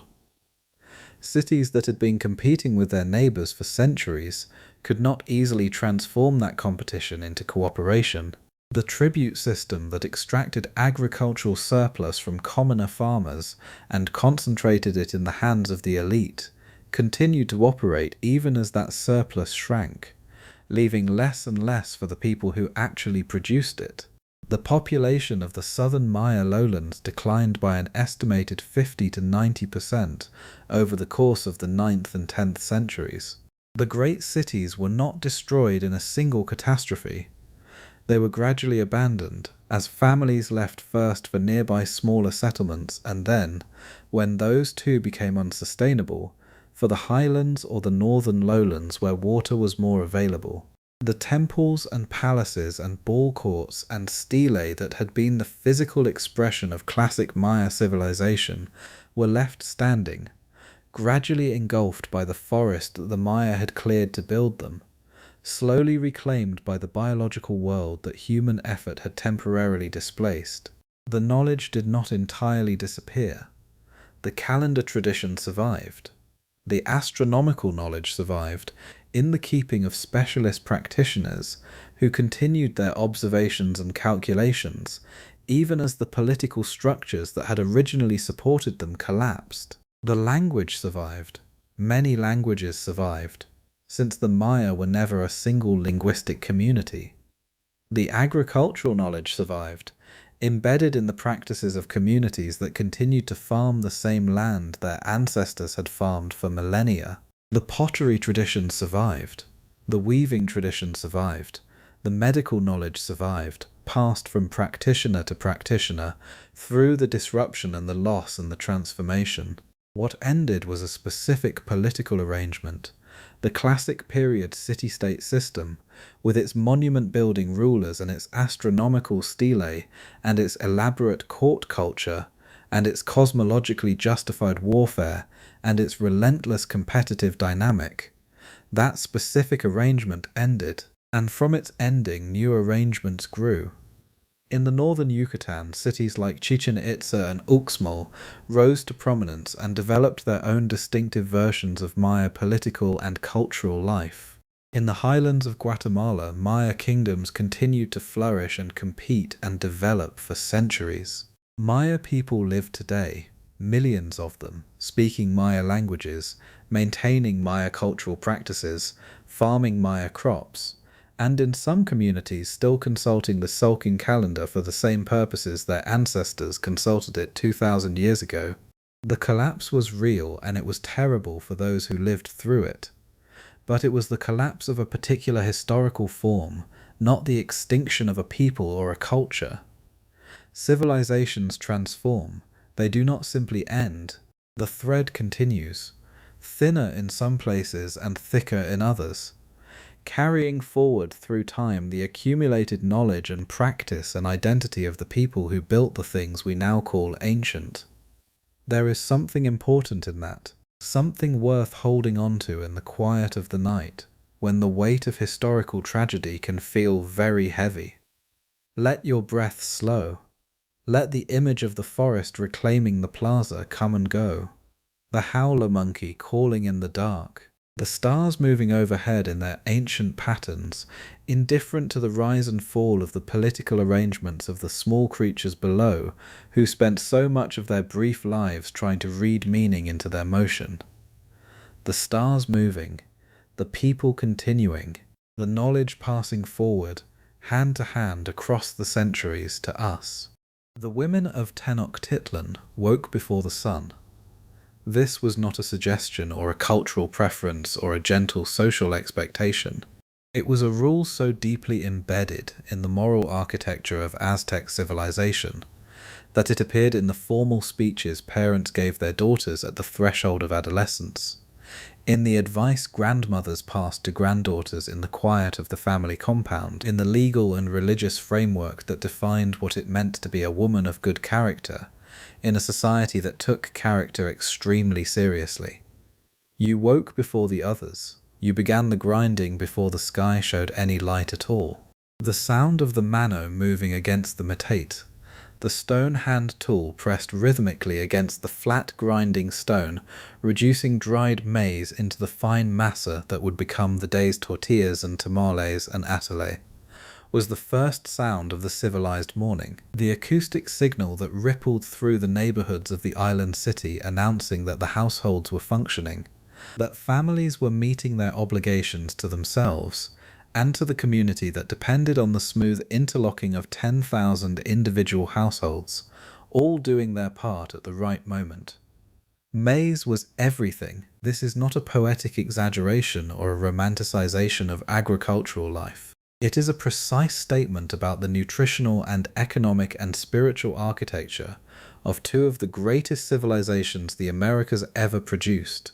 The entire edifice, the pyramids and the aqueducts and the astronomical tables and the market of Tlatelolco and the schools and the legal courts and the warrior orders and the priesthood, rested ultimately on corn, on the cultivation of corn, on the processing of corn, on the distribution of corn, on the transformation of corn into the hundreds of forms it could take in skilled hands. Tortillas and tamales and atole and pozole and dozens of preparations that had no names in any European language because no European had encountered them before 1519. These were not simply foods in the way that we use that word when we are thinking about nutrition and calories and macronutrients. They were the daily expression of a relationship between human beings and a plant that was itself a human creation, a 10,000-year collaborative project between farmers and biology that had transformed a scraggly wild grass called teosinte into the most productive grain crop in the ancient world. The corn that fed Tenochtitlan did not exist in nature. It could not survive without human intervention. The ears were too large and too tightly wrapped in their husks to disperse their seeds without help, which meant that every ear of corn that existed was the product of a human decision to plant it. The Aztecs understood this. They understood that their primary food source was not something they had found in the world, but something they had made. Something that existed because of an unbroken chain of human attention stretching back hundreds of generations. The cultivation of corn was therefore not simply farming in the utilitarian sense. It was the maintenance of a sacred partnership, the continuation of a collaboration that was older than any political institution or religious tradition, or city or empire. The partnership had to be renewed every year in every field by every farmer who planted a seed and tended it through the growing season and harvested it and saved seed for the following year. The rules that governed this process were accordingly treated with a seriousness that matched its importance. Planting was governed by the calendar with a precision that reflected centuries of accumulated agricultural knowledge encoded in a cosmological framework. Specific days in the 260-day Tzolk'in were considered auspicious for planting maize, and others were considered dangerous. Days when the cosmic forces were misaligned in ways that would produce poor germination or vulnerable seedlings or a harvest blighted by pests or drought. The rules about planting days were not invented by priests sitting in temples theorizing about the cosmos. They were the product of generations of careful empirical observation. Farmers noticing that plantings made at certain times in the seasonal cycle tended to do better than plantings made at other times, and the calendar providing a framework for recording and transmitting those observations in a form that ordinary farmers could use without needing to understand the underlying meteorological and agricultural science. The calendar was, among its many other functions, an agricultural almanac, a practical tool for managing risk in a food system where a bad harvest meant real hunger. The preparation of the soil involved specific ritual actions that accompanied the physical work. Prayers were offered to Xicomicual, the goddess of sustenance who was represented holding ears of corn and whose festival marked the harvest season, and to Tlaloc, the rain deity whose cooperation was essential for any successful agricultural cycle. and to the earth itself, which was understood not as an inert material substrate, but as a living entity with its own relationship to the human communities that worked it. When the first ears of corn from the new harvest were brought into the home, they were welcomed with ceremony, spoken to, thanked, placed in a position of honor before being prepared for consumption. This was not theatre. It was a genuine expression of the understanding that the corn had given itself to sustain the family, that the transaction was not simply commercial or nutritional but relational, and that relationships required acknowledgement and gratitude to remain healthy. The physical infrastructure that made this agricultural system capable of feeding a city of several 100,000 people was one of the most remarkable engineering achievements of the ancient Americas. The Chinampas, the artificial island gardens built up from the shallow bed of Lake Texcoco, using alternating layers of aquatic vegetation, lake mud and soil, were not floating gardens in the romantic sense that term implies. They were engineered agricultural plots, anchored permanently to the lake bed by the roots of willow trees planted deliberately along their edges, separated from each other by canals wide enough for a loaded canoe to pass through, and maintained with an intensity of labor and attention that made them extraordinarily productive. A well-maintained Chinampa could produce multiple harvests per year because the water table was always immediately accessible to plant roots, because the lake mud that was regularly dredged from the canals and applied to the surface provided continuous natural fertilization, and because the thermal mass of the surrounding water moderated temperature extremes that could damage crops on ordinary land. The rules governing Chinampa use and maintenance were administered by the Kalpoli and enforced with collective authority, because the interconnection of the system made individual negligence a community problem. Your Chinampa shared its canal with your neighbour's Chinampas. If you allowed your willow trees to die and your edges to erode, the loosened material would silt up the shared canal, impeding the water flow that all of the surrounding Chinampas depended on, and reducing the navigability that made the whole system function as a transportation and distribution network, as well as an agricultural one.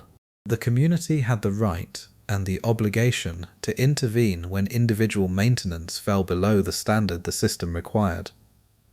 First, with assistance, because a family struggling to maintain their Chinampa might simply need help, then with instruction, because the problem might be one of knowledge rather than will, and then, if necessary, with legal enforcement, because the community's food supply was not something that could be allowed to deteriorate because one family had decided their Chinampa was not worth the effort. This principle, that individual decisions about resource use have community consequences, and that the community therefore has legitimate authority to set standards for individual resource management, is one that modern environmental law is still working to fully establish. The Aztecs had institutionalized it so completely that it was simply part of the understood background of daily life, unremarkable in the way that only things which have been in place for a very long time become unremarkable. The water system of Tenochtitlan deserves the same careful attention as the Chinampa system, because it was equally sophisticated and equally dependent on a framework of rules and collective maintenance for its continued function. The island city had no freshwater source of its own. Lake Texcoco was brackish, unsuitable for drinking or cooking. The solution was 2 aqueducts, constructed of clay pipes carried on stone causeways, that brought spring water from the mainland hills to the island at a continuous flow, sufficient to supply the entire population. These were not simple channels. They were double pipe systems, 2 parallel pipes running side by side, so that when one required cleaning or repair it could be shut off while the other continued to supply water without interruption. This redundancy built into the system's design ensured that the city's water supply was never cut off by the maintenance that any water system inevitably requires. The rules governing water use were correspondingly strict. There were specific regulations about what activities could be conducted near the aqueduct intakes, contamination of the water supply, through waste disposal, through agricultural runoff, through any activity that would introduce impurities into the flow, was a serious offence. The maintenance of the aqueducts was a communal obligation managed at the highest levels of civic administration, because the failure of the water supply was not a localized problem that would affect only the people nearest the point of failure. It was a systemic problem that would affect everyone simultaneously. The city lived by the aqueduct's continued function, and the rules protecting that function reflected that existential dependence with appropriate seriousness. The sanitation system that managed the city's waste was equally impressive and equally rule-governed. Public latrines were available throughout the city. Spanish observers noted them with some surprise, since public toilet facilities were not a standard feature of European cities in the 16th century. Human waste was collected regularly by canoe and transported to the agricultural areas where it was applied to the fields as fertilizer, completing a nutrient cycle that simultaneously solved the city's sanitation problem and enhanced its agricultural productivity. The streets, or rather the combination of paved walkways and navigable canals that served the functions streets serve in a land-based city, were swept every morning by dedicated sanitation workers whose job was simply to keep the urban surfaces clean. The cleanliness of Tenochtitlan struck every Spanish observer who commented on it, and they commented on it frequently because it compared so favorably to the cities they knew at home. This cleanliness was not accidental. It was the product of rules, of enforcement, of civic infrastructure, and of a cultural framework that treated the maintenance of the city's physical environment as a genuine moral obligation rather than an optional amenity. The Aztecs did not keep their city clean because they were naturally tidier than other human beings. They kept it clean because they had built systems that made cleanliness the path of least resistance, and rules that made uncleanliness costly, and a cultural understanding that the city was a collective creation that belonged to everyone and therefore required everyone's participation in its maintenance.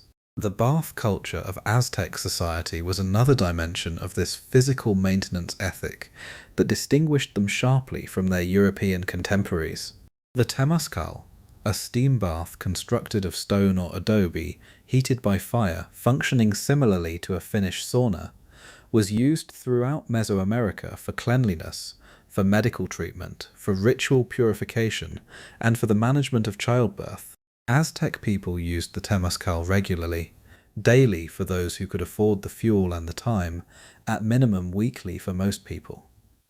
The Spanish observers who noted this practice were struck by it because regular bathing was not a widespread European practice in the early 16th century. Bathing was associated in some European religious traditions with luxury or moral laxity, and the practical infrastructure for regular bathing was limited in most European cities. The Aztec assumption that regular bathing was simply part of normal physical maintenance, as unremarkable as eating or sleeping, was culturally foreign to them. The medical knowledge that the Aztecs brought to the maintenance of physical health was extensive, systematic, and considerably more effective than the medicine being practiced in Europe at the same time. The Tisitel, the Aztec physician, was a trained specialist who had learnt their craft through years of apprenticeship within a tradition of accumulated empirical knowledge about the properties of plants, the functioning of the human body, and the management of illness and injury. The Badianus manuscript, compiled in 1552 from the knowledge of an Aztec physician named Martín de la Cruz, documents hundreds of plant remedies for an extraordinary range of conditions. Modern pharmacological analysis of many of these remedies has confirmed that the plants used contain biologically active compounds, with the properties the Aztecs attributed to them. The pain relief treatments contain genuine analgesics. The wound treatments contain plants with real antimicrobial properties. The digestive remedies contain compounds that genuinely affect gastrointestinal function. The Aztecs were not healing by magic.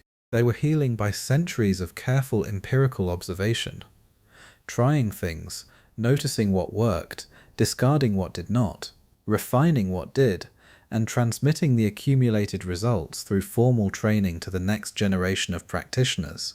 The framework within which this empirical knowledge was embedded was simultaneously physical and spiritual, because the Aztec understanding of illness was simultaneously physical and spiritual. Disease was not purely a bodily phenomenon. It could result from spiritual imbalance, from violation of ritual obligations, from the action of malevolent supernatural forces, or from purely physical causes like injury or contagion. A skilled ticketil needed to diagnose both dimensions of an illness, the physical and the spiritual, to treat it effectively. This meant that medical practice necessarily included ritual elements alongside pharmacological ones. The prayers spoken during treatment, the offerings made to specific deities associated with healing, the ritual cleansing ceremonies that accompanied the application of physical remedies, these were not decorative additions to the real medicine. They were, in the Aztec framework, part of the treatment, addressing dimensions of the illness that the plant medicines alone could not reach. What this produced in practice was a system of medicine that treated the whole person, that considered not just the physical symptoms but the patient's psychological state, their social situation, their ritual standing, their relationship to the community and the cosmos. Modern medicine, after a century of moving toward increasingly reductive biomedical models, is cautiously rediscovering what the Aztecs knew intuitively, that psychological and social factors affect physical health outcomes in measurable and significant ways, that belief and meaning influence the body's responses to illness and treatment, and that a medicine which treats only the physical body while ignoring everything else about the person is leaving significant therapeutic potential on the table. The Aztecs did not make this mistake, not because they were more sophisticated than modern biomedical scientists, but because their worldview did not give them the option of making it. They could not see the person as reducible to their body alone, so they never tried. The rules around diet during illness reflected this integrated understanding of health. Certain foods were classified as heating and others as cooling, and the balance between these qualities mattered for the body's ability to fight illness and recover strength. A patient with a fever, understood as an excess of heat, would be given cooling foods and cooling plant preparations. A patient weakened by cold-type illness would be given warming foods. This dietary framework has parallels in Chinese traditional medicine, in Ayurvedic medicine, in Greek humoral theory. It appears to be one of those ideas that emerges independently in multiple sophisticated medical traditions because it captures something real about the ways different foods affect the body differently, even if the underlying mechanism is not what these traditions thought it was. The rules governing childbirth made the integration of physical and spiritual medicine most visible because childbirth was considered one of the most cosmically significant events in human life.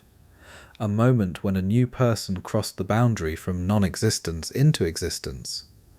When the cosmic order was enlarged by one, when the community's relationship to the divine was renewed and extended into the future. The midwife who managed a birth was not simply a skilled practitioner of obstetric technique, though she was that. She was a ritual specialist whose words and actions during the birth process were as important as her physical interventions. When a woman went into labor, the midwife began speaking to the unborn child, urging it to come out, describing the world it was entering and the community waiting to receive it. She spoke to the gods, to Tlatelolco, the goddess associated with childbirth and with the removal of moral pollution, asking for their assistance and their protection. She prepared specific plant medicines, herbs with genuine pharmacological effects on uterine contractions and on pain, and administered them at appropriate moments in the labor process. She managed the physical dimensions of the birth with skill and confidence developed through experience. When the baby was born, the midwife gave a formal speech welcoming the child into the world. This speech is preserved in the Huhe Latoli, the collected sayings of the elders, and it is one of the most remarkable documents to survive from pre-Columbian Mesoamerica. It is addressed directly to the newborn, explaining what kind of world they have entered. It does not minimize the difficulty.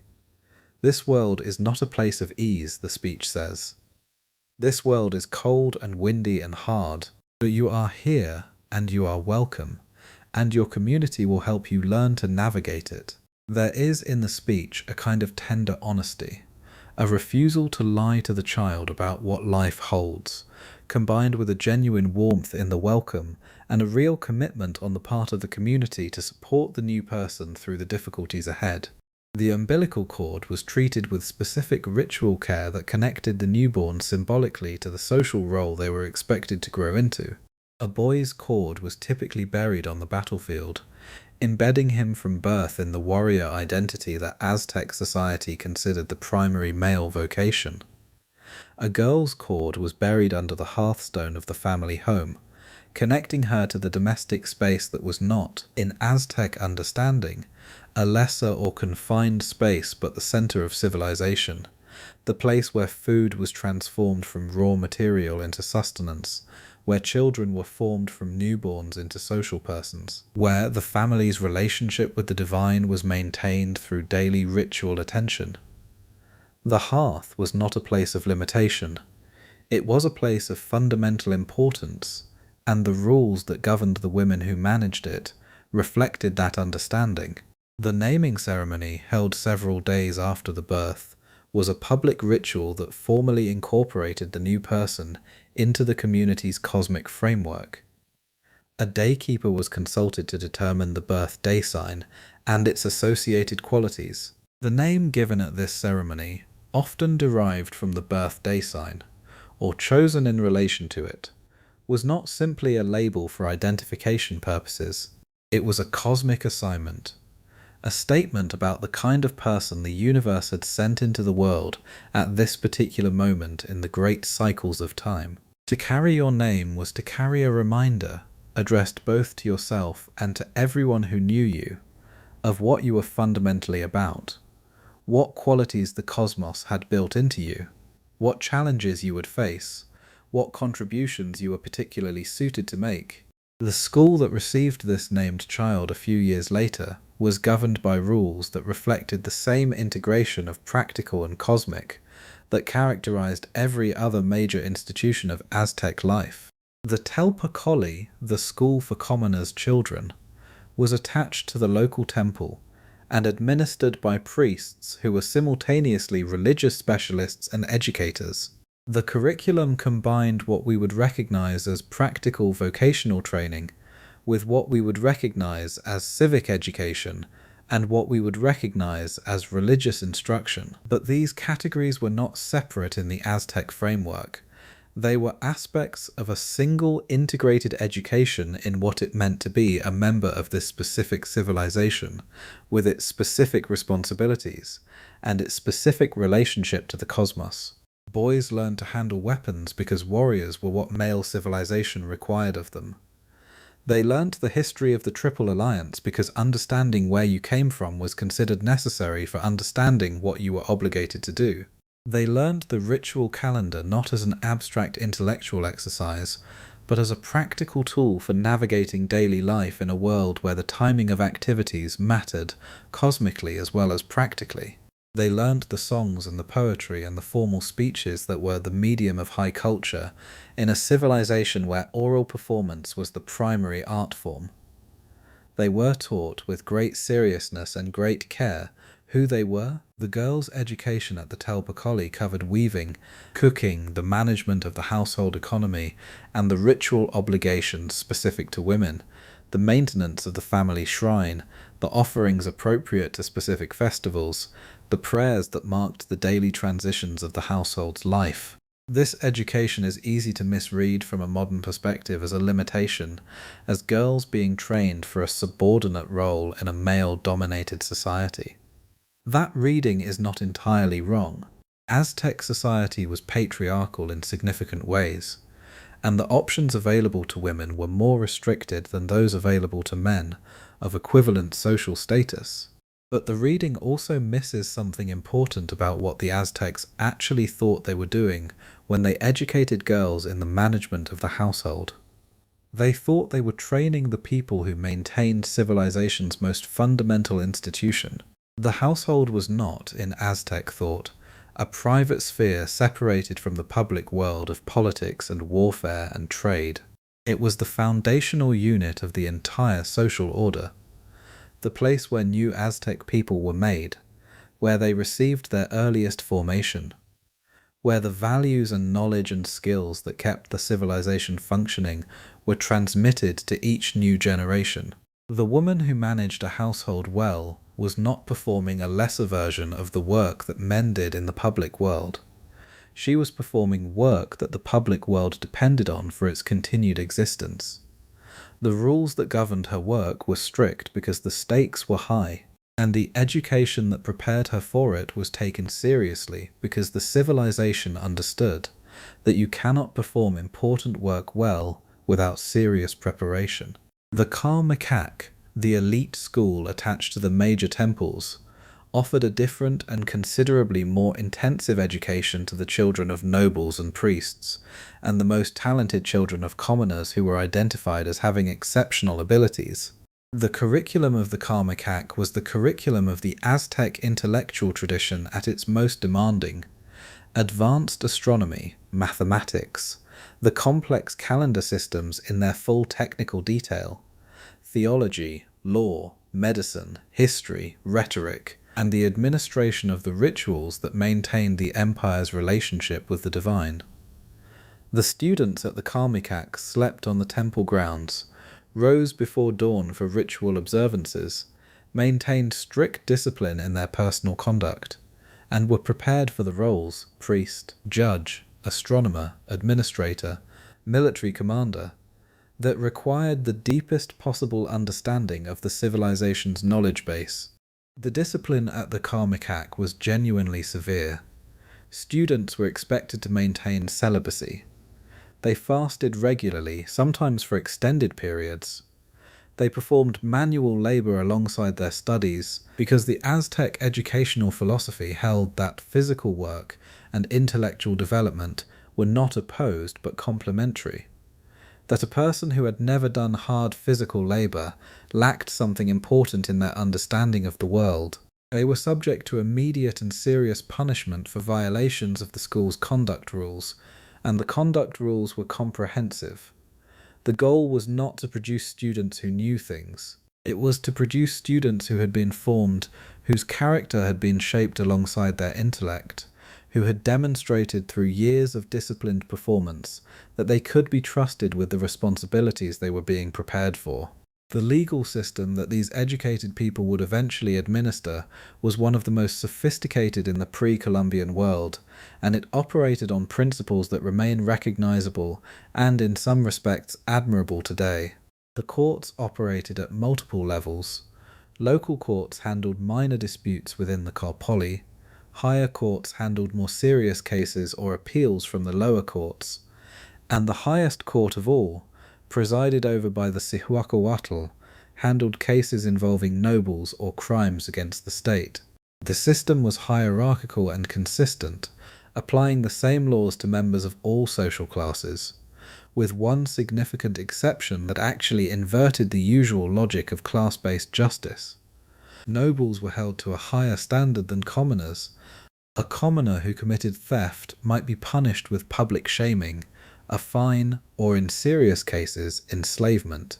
A noble who committed the same theft would face a harsher punishment, because nobles had received a superior education, had every advantage of upbringing and social support, and had no legitimate excuse for moral failure of the kind that poverty or desperation might provide for a commoner. The greater your privilege, the greater your accountability. Power and responsibility were understood as genuinely proportional rather than inversely related. This inversion of the usual logic of aristocratic privilege, in which the powerful typically face fewer consequences for their actions than the powerless, is one of the most striking aspects of the Aztec legal system, and one of the most instructive. The rules against judicial corruption were absolute and enforced with the most serious available penalties. A judge who accepted a bribe was not removed from office and quietly encouraged to pursue other opportunities.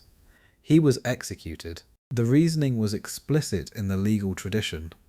The justice system was the mechanism through which the entire social contract was maintained.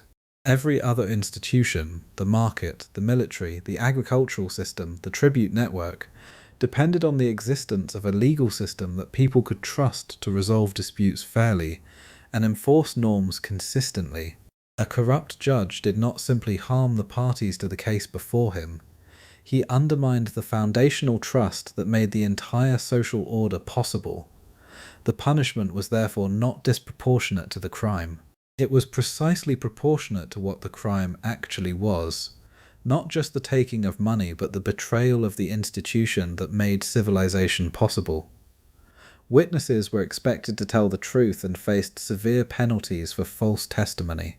The assumption underlying this expectation was that truth was knowable, that the legal process was a mechanism for discovering it, and that the court's primary obligation was to find out what actually happened, rather than to conduct a formal proceeding whose outcome was determined by the skill of advocates rather than the facts of the case. This is a different understanding of what a trial is for than the adversarial system used in modern common law jurisdictions, and it is not obviously inferior. A system designed to find truth will produce different results than a system designed to determine which side has the more compelling argument. And there are contexts in which the former is considerably more just than the latter. The market court that we have already noted, the tribunal embedded in the market of Tlatelolco itself, available throughout trading hours to hear and resolve commercial disputes on the same day they arose, was one of the most practically intelligent judicial inventions in the ancient world.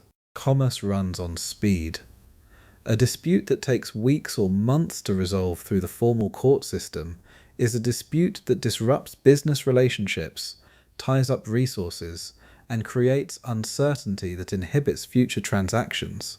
The Aztecs recognized this and built a fast resolution mechanism specifically for commercial contexts.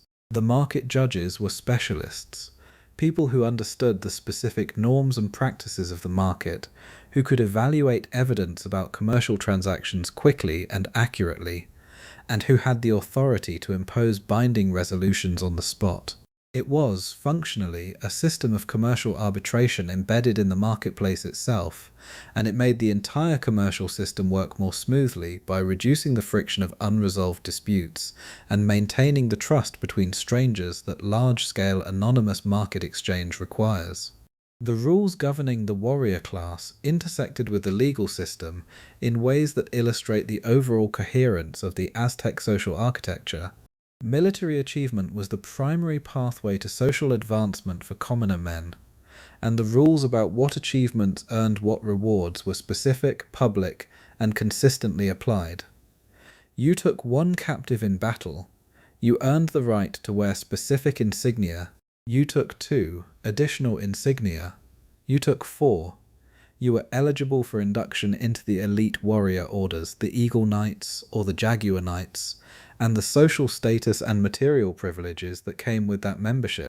The connection between achievement and reward was transparent and verifiable, because the achievements happened in public before witnesses, and the insignia were worn on the body for everyone to see. This system created powerful incentives for military excellence while simultaneously creating a mechanism for social mobility that kept the commoner class invested in the success of the imperial project. A man born without noble blood could, through demonstrated excellence in war, achieve a social status equivalent to minor nobility. He could wear cotton, he could drink cacao at ceremonies, he could acquire additional land beyond his Kalpuli allocation. He could send his sons to the Karmakak rather than the Telpakali, potentially establishing a lineage of nobility beginning with himself. The path was difficult and dangerous. You had to actually take captives in actual combat, which meant facing the real possibility of being taken captive yourself, but it was open, and the rules of the path were transparent to everyone. The Flower Wars, which we have already touched on, were the institution that gave the warrior class its most consistent opportunity to exercise and demonstrate these qualities. The scheduled ritual combats with the cities of the Tlaxcala Puebla Valley were not simply cosmological maintenance operations, though they were that. They were also the Aztec warrior training system's primary live-fire exercise environment, the place where young warriors gained their first combat experience under conditions that were real enough to matter, but governed enough to be survivable for those who performed well. A warrior who could not take captives in the Flower Wars would struggle in the full-scale military campaigns that were the Empire's other primary military activity. The Flower Wars served as a continuous evaluation and selection mechanism, identifying the men who had the combination of physical skill, tactical intelligence, and psychological composure under pressure that effective warfare requires. The rules governing conduct in the Flower Wars were specific and, by the accounts available, generally observed. This is itself remarkable. The idea that there could be rules for combat that both sides would observe, rules that constrained the violence even in the heat of a genuine battle, rules that were maintained not by any external enforcement mechanism, but by the shared cultural commitment of both sides to the framework that gave the combat its meaning.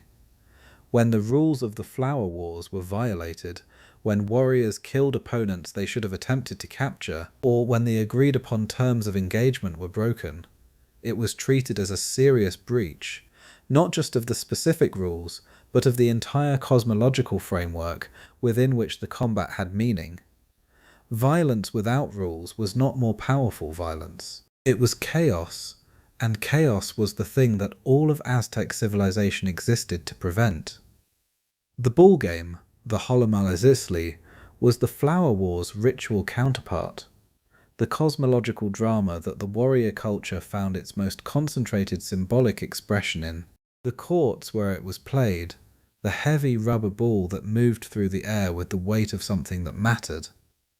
The extraordinary physical skill required to keep that ball in motion using only hips and elbows and knees, all of it was a performance, in the most serious sense of that word, a performance of the cosmic drama that the Aztecs understood themselves to be participating in at every moment.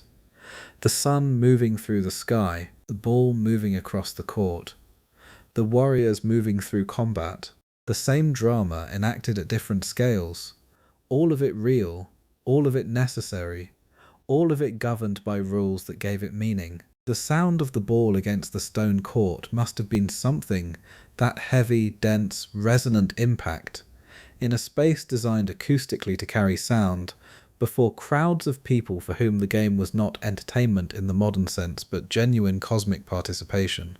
They were not watching a sport, they were watching the universe demonstrate its own patterns. They were witnesses to the maintenance of the world, and when the ball passed through the ring, that nearly impossible moment when skill and chance and cosmic alignment coincided in a single perfect arc, the crowd's response was not the response of sports fans watching an athlete succeed. It was the response of a community watching the universe confirm that it was still working, that the pattern still held, that the world would continue for another day. Let your body be completely still now. Let the weight of your limbs sink fully into the surface beneath you. The sound of the ball against stone fading, the crowd's response fading, the night sounds of the lake city settling around you, water moving against the Chinampa edges, a canoe passing somewhere in the darkness, the distant sound of a temple drum marking the hour, the city breathing in the dark, several 100,000 people sleeping or waking or working the night shift of civilization, each one embedded in a web of rules and obligations and relationships that held them in place and gave their life its shape and meaning. We have not finished. There is more to tell about the coming of the Spanish, about the world that ended and the worlds that continued, about what was lost and what survived and what it means to us now, here, in this strange and complicated present, that these people existed and built what they built and believed what they believed and held on to what they held on to for as long as they could. There is more to tell about the Maya, about the knowledge that survived the burning of the books, about the communities that maintained the thread of the old understanding through centuries of disruption and violence and enforced transformation. There is more to tell about what we have learnt from them and what we have failed to learn, and what it might still be possible to learn if we approach the ruins and the living communities with the right combination of humility and attention. But for now, let the night hold you. Let the lake breathe around the island city. Let the stars wheel in their ancient patterns above the temples and the schools and the markets and the homes. Let the sound of grinding stone at dawn, the sound that meant the city was alive, the sound that meant civilization was continuing, the sound that meant someone had risen before the light to do the work that needed doing. Let that sound carry you down into the deep rest that your body has been waiting for all day. You are safe. You are warm. The rules that hold your world together are, for this moment, holding. And tomorrow, when the light comes, there will be more to understand, more to learn, more to carry forward into the future that is always, in every civilization that has ever existed, the most important direction. Sleep now. The Spanish arrived in 1519 with 600 soldiers, 16 horses, a small number of cannons, and a disease that none of them knew they were carrying. The horses were terrifying to people who had never seen them. Large animals moving at speed with armoured men on their backs, combining into something that looked, in the first moments of encounter, like a single creature of impossible power. The cannons were terrifying in a different way.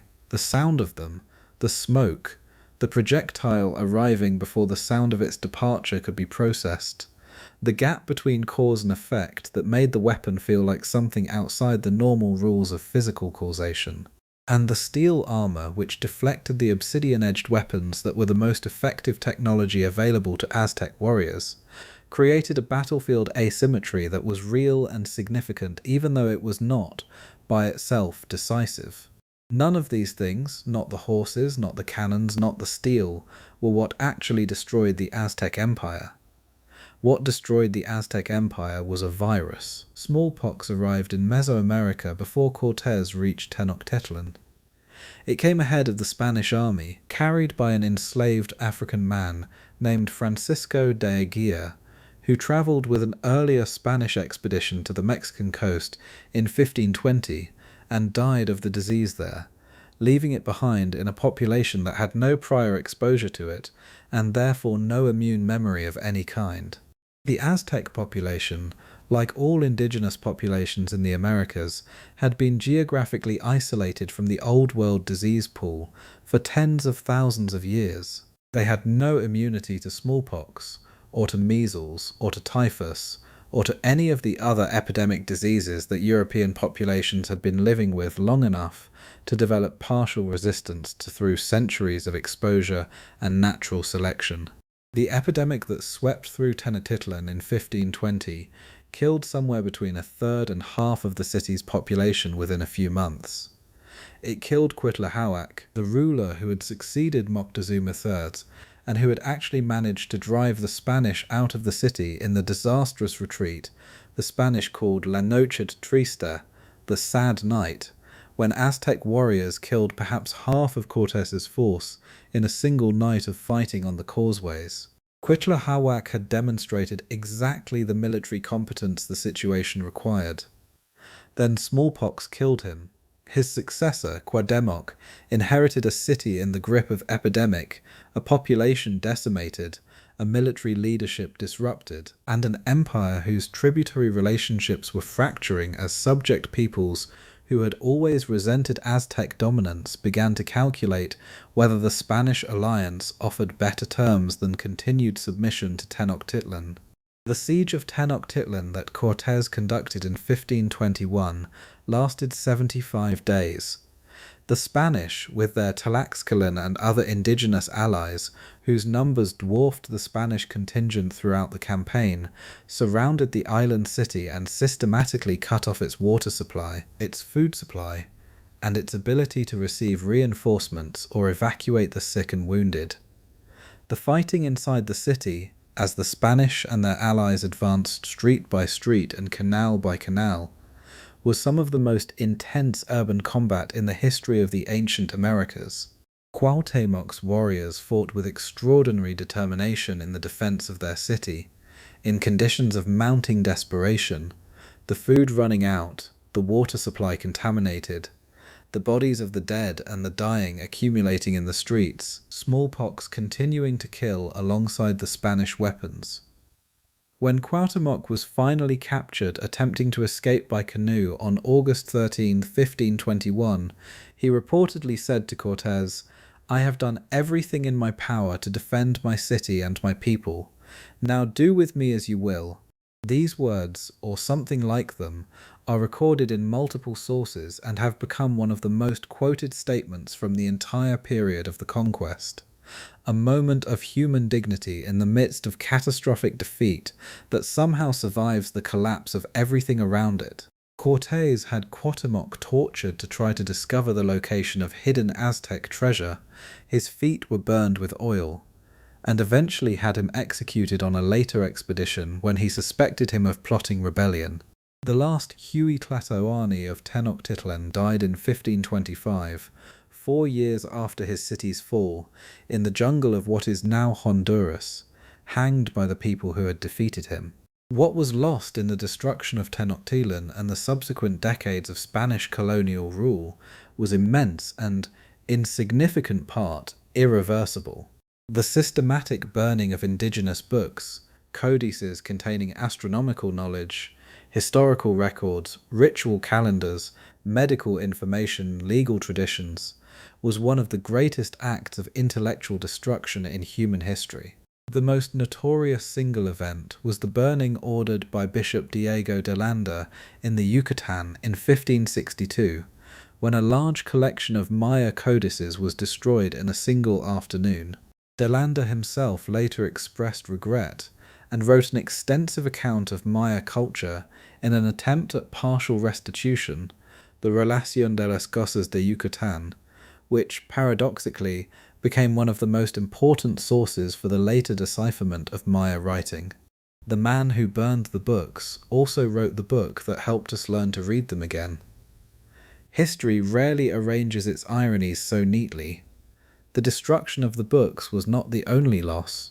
The destruction of the educated class, the priests, the astronomers, the daykeepers, the physicians, the lawyers, the historians who carried the civilization's knowledge in their heads and transmitted it through formal training, was equally devastating. When a Spanish friar or colonial administrator had a local leader executed, they were often executing the person in that community who knew the most, who had spent the most years in formal education, who carried the most irreplaceable knowledge. The disruption of the formal knowledge transmission systems meant that even knowledge that had not been destroyed in books was at risk of being lost, simply because the people who knew it were dying faster than they could pass it on, and the conditions of colonial rule made the formal transmission of indigenous knowledge dangerous. And yet the thread did not break. This is the fact that it is most important to carry into the rest of this night, into sleep, into the morning that follows. The thread did not break. The calendar survived. The 260-day Tzolk'in, the ritual calendar that the Maya had maintained for at least 2,000 years before the Spanish arrived, continued to be used in highland Maya communities throughout the colonial period, and continues to be used today. The daykeepers, the Arkin, the specialists who maintained the calendar tradition and used it to advise community members on auspicious timing for births and marriages and agricultural activities and medical treatment, continued their practice in secret when necessary, in the open when conditions permitted, passing the knowledge to their successors generation by generation through the centuries of colonial rule and the disruptions that followed it. Today there are practicing daykeepers in Guatemala and Mexico who can trace their knowledge transmission in an unbroken line back to the pre-conquest period. The calendar they maintain is the same calendar that the classic Maya astronomers were maintaining 1,000 years ago. The continuity is real. The agricultural knowledge survived. The crops, maize, beans, squash, chili, tomato, cacao, avocado, Dozens of other species that Mesoamerican farmers had developed over millennia through careful selective breeding survived in the fields and gardens of communities that continue to farm the same land their ancestors had farmed. The specific techniques for growing these crops, the knowledge of which varieties performed best in which conditions, the understanding of companion planting and soil management and water use that had made Mesoamerican agriculture so productive, all of this survived in practice, embedded in the daily activities of farming communities that continued those activities regardless of who claimed political authority over them. The Spanish introduced new crops and new animals and new agricultural techniques, and Mesoamerican farmers adopted what was useful and ignored or adapted what was not, as farming communities have always done when confronted with new information. But the foundation, the deep knowledge of how to feed a large population from Mesoamerican land using Mesoamerican crops, remained. The medical knowledge survived partially. Some of it was documented by Spanish friars and colonial physicians who recognized its value. The Badianas manuscript is the most complete example, but there are others. Some of it was maintained in practice by indigenous healers who continue to use their traditional plant medicines in combination with whatever Spanish medical knowledge proved useful. Some of it was lost, practitioners who died without successors, knowledge that was too closely tied to ritual contexts that were suppressed, specific preparations that required plant species that became locally extinct as the landscape was transformed by colonial agriculture and ranching. The survival was partial and uneven, but it was real, and the communities that maintained it did so with genuine commitment and genuine cost. The languages survived. This is perhaps the most profound form of cultural survival, because language is not just a communication tool. It is the medium in which a culture's knowledge, values, and ways of understanding the world are encoded. The Nahuatl language, in which the Aztec legal tradition and poetic tradition and historical tradition were expressed, survived the conquest and is still spoken today by more than 1 million people in Mexico. The various Maya languages, there are about 30 of them, forming a language family with a common ancestor but considerable internal diversity, survived in their communities and are today spoken by somewhere between 6 and 8 million people across Mexico, Guatemala, Belize, Honduras, and El Salvador. Yucatec Maya, Tzeltal, Tzotzil, Quiche, Kaqchikel, Mam.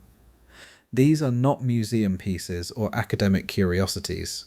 They are living languages, spoken in homes and markets and schools and community meetings and churches and fields, carrying within their grammatical structures and their vocabularies the accumulated experience of the cultures that developed them over thousands of years. The food survived. This is a form of cultural survival that is easy to overlook because it is so ubiquitous that it has become invisible, but it may be the most globally consequential form of all. The crops that Mesoamerican farmers developed over thousands of years of careful selective breeding, maize, tomatoes, cacao, chili peppers, vanilla, avocado, squash, beans, transformed the diets of every inhabited continent on Earth after 1492.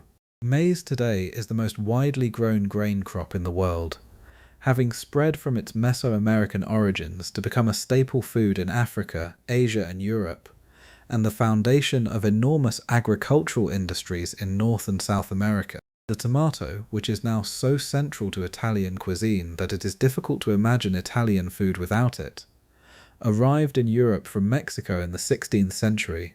Chocolate, derived from the cacao that the Aztecs consumed as a ceremonial drink, has become one of the most widely consumed flavors in human history. Chili peppers, now fundamental to the cuisines of India, Thailand, Sichuan China, Korea, Ethiopia, and dozens of other cultures, came from Mesoamerica. The food cultures of the entire world were permanently transformed by the agricultural achievements of the Maya and the Aztec and the other Mesoamerican civilizations that preceded them, and most people eating any of these foods in any part of the world have no idea that they are in some small way benefiting every day from the 10,000-year project of careful selective breeding that those farmers undertook. There is something quietly extraordinary about that. A civilization that was conquered and partially destroyed in the 16th century, whose books were burned and whose educated class was disrupted, and whose cities were demolished and rebuilt in the Spanish colonial style, that civilization nonetheless changed what the entire human world eats.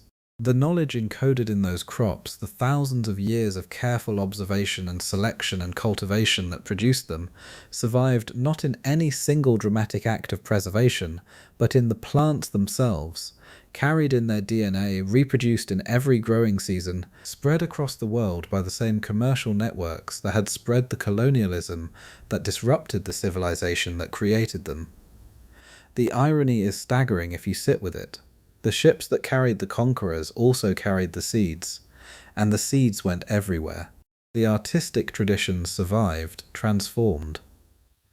The extraordinary featherwork that was the highest prestige art form of the Aztec world, the creation of mosaic images from the iridescent feathers of tropical birds, requiring years of apprenticeship to master and producing objects of breathtaking beauty, largely disappeared as an art form because the social structure that had supported it, the demand from the noble class for prestige goods, was disrupted by the conquest and replaced by a colonial culture with different aesthetic values. A very small number of pre-conquest featherwork objects survived, mostly because they were sent to Europe as curiosities in the early decades after the conquest, and they are now among the most treasured objects in European museums.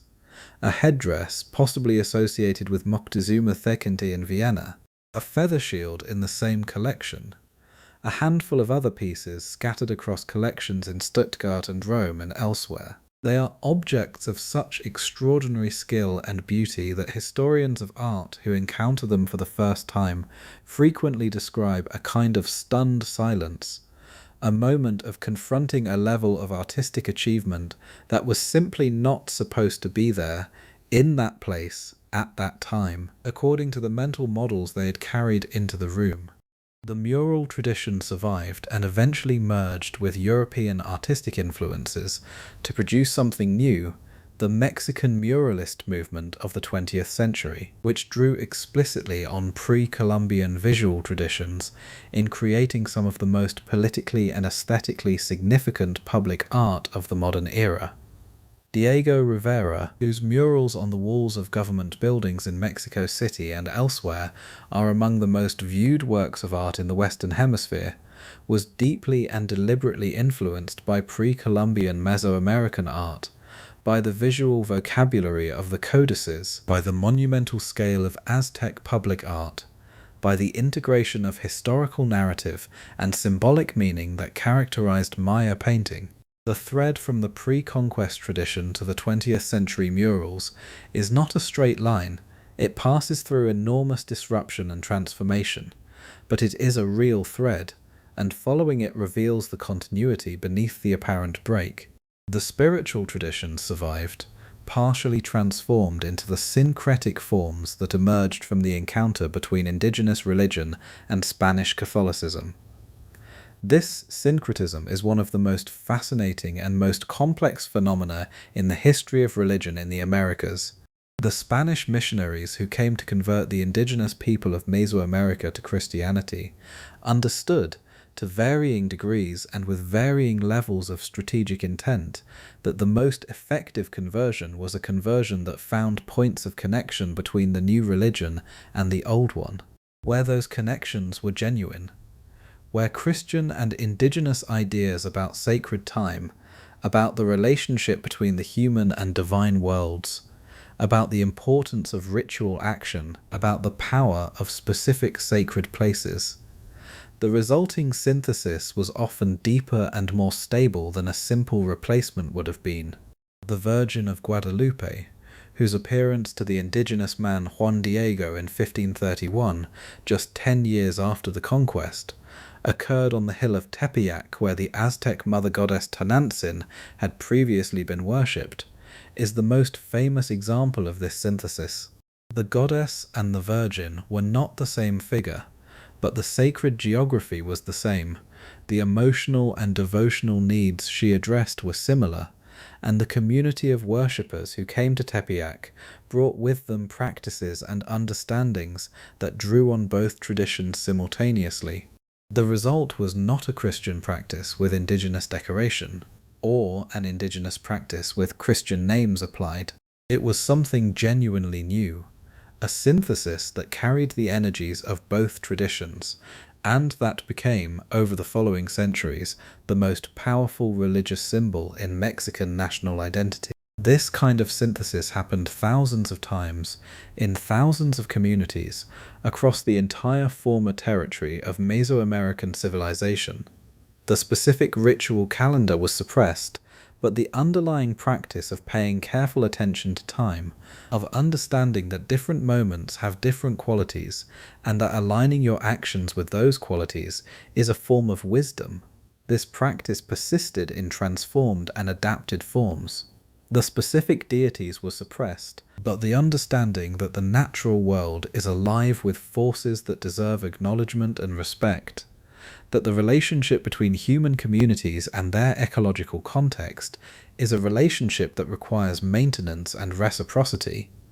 This understanding persisted in the agricultural practices and the ecological knowledge and the place-based spirituality of communities that had been farming the same land for millennia. What was lost and what survived is a question that indigenous communities in Mesoamerica continue to live with in practical and personal and political terms every day. The question of cultural continuity, of what it means to be Maya or Nahua in the 21st century, of how to maintain connection to a pre-conquest tradition through 5 centuries of colonial disruption and demographic catastrophe and forced assimilation, is not an academic question for those communities. It is the question of their identity, their dignity, and their survival.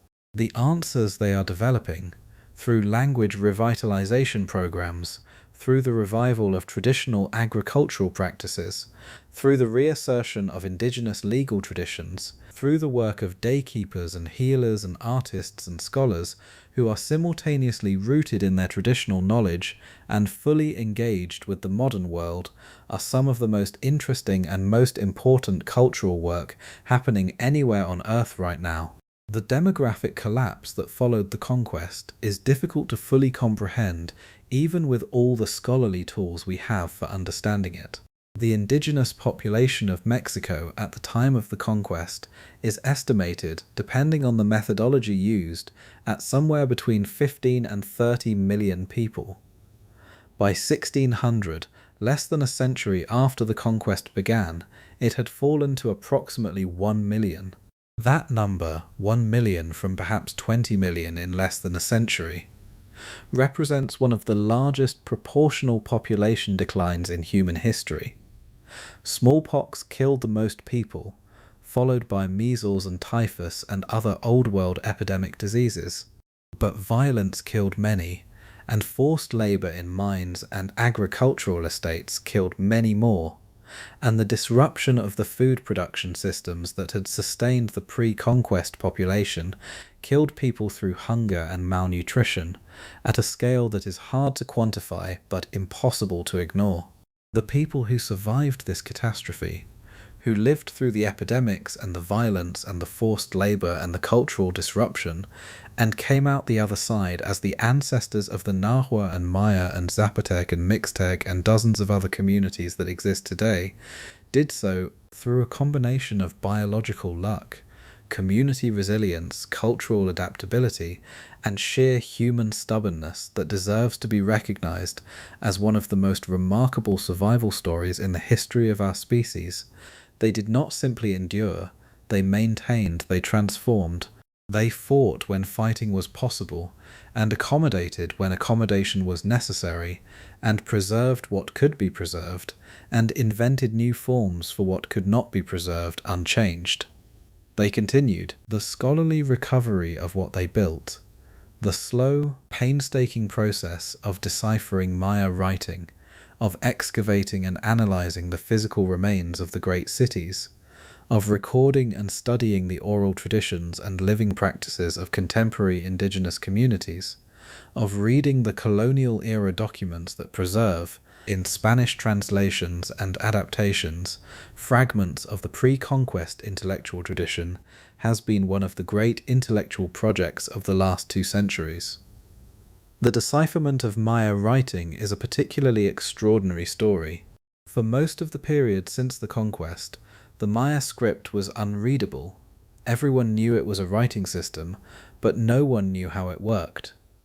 The breakthrough came gradually over the course of the 20th century, through the work of scholars in multiple countries using multiple approaches, culminating in the recognition in the 1950s and 1960s that Maya writing was a mixed system, partly logographic, representing whole words or concepts with single signs, and partly syllabic, representing the sounds of the spoken Maya language with phonetic signs that could be combined to write any word. The person most responsible for this breakthrough was a Russian linguist named Yuri Knorozov, who worked from photographs of the surviving Maya codices in Leningrad during the early years of the Cold War without ever visiting a Maya archaeological site, and published his decipherment theory in 1952. The theory was initially rejected by many established scholars in the field, partly because it contradicted their assumptions, and partly, some have suggested, because of Cold War political dynamics that made Western scholars reluctant to accept major intellectual contributions from Soviet researchers. The validation of Knorozov's approach took decades, and the work of many additional scholars, particularly Tatiana Proskoryakov, who demonstrated in 1960 that the historical texts on Maya stelae recorded actual historical events involving real historical rulers, a finding that transformed the entire field's understanding of what the monuments were doing. Today, the majority of Maya texts can be read, though the work of decipherment is not complete, and many texts remain partially understood. What those texts reveal, when they are read, is a civilization of extraordinary intellectual richness and complexity. A civilization whose rulers commissioned monumental histories that interweave political narrative with astronomical observation with mythological reference, whose astronomers maintained tables of planetary movements accurate to within seconds per year across centuries of continuous observation, whose artists created visual narratives of breathtaking sophistication, whose cities were designed with a command of mathematics and geometry and astronomical alignment that continues to generate scholarly research and debate. Reading Maya texts is like receiving messages from people who knew they would be read eventually, who carved their words in stone precisely because stone lasts, who understood that the gap between the moment of writing and the moment of reading might be very long, but who trusted that the effort of preservation was worthwhile. There is something moving about that trust, about the confidence that someone eventually would care enough to learn to read what had been written, that the knowledge encoded in those carved glyphs would find its way to minds that could appreciate it, even across the vast disruption of the conquest and the colonial period and the burning of the books and everything else that had intervened between the writing and the reading. The trust was justified. The messages arrived. We are reading them now.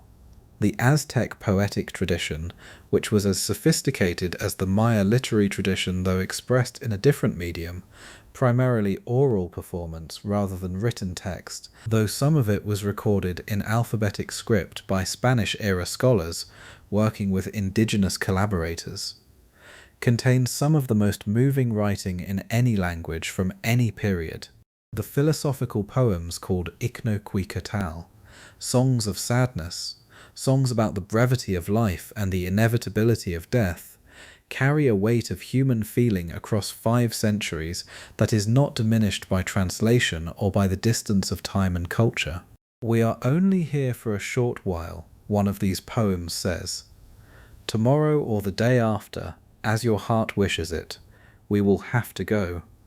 Flowers and song, These are the only true things. Everything else is a dream.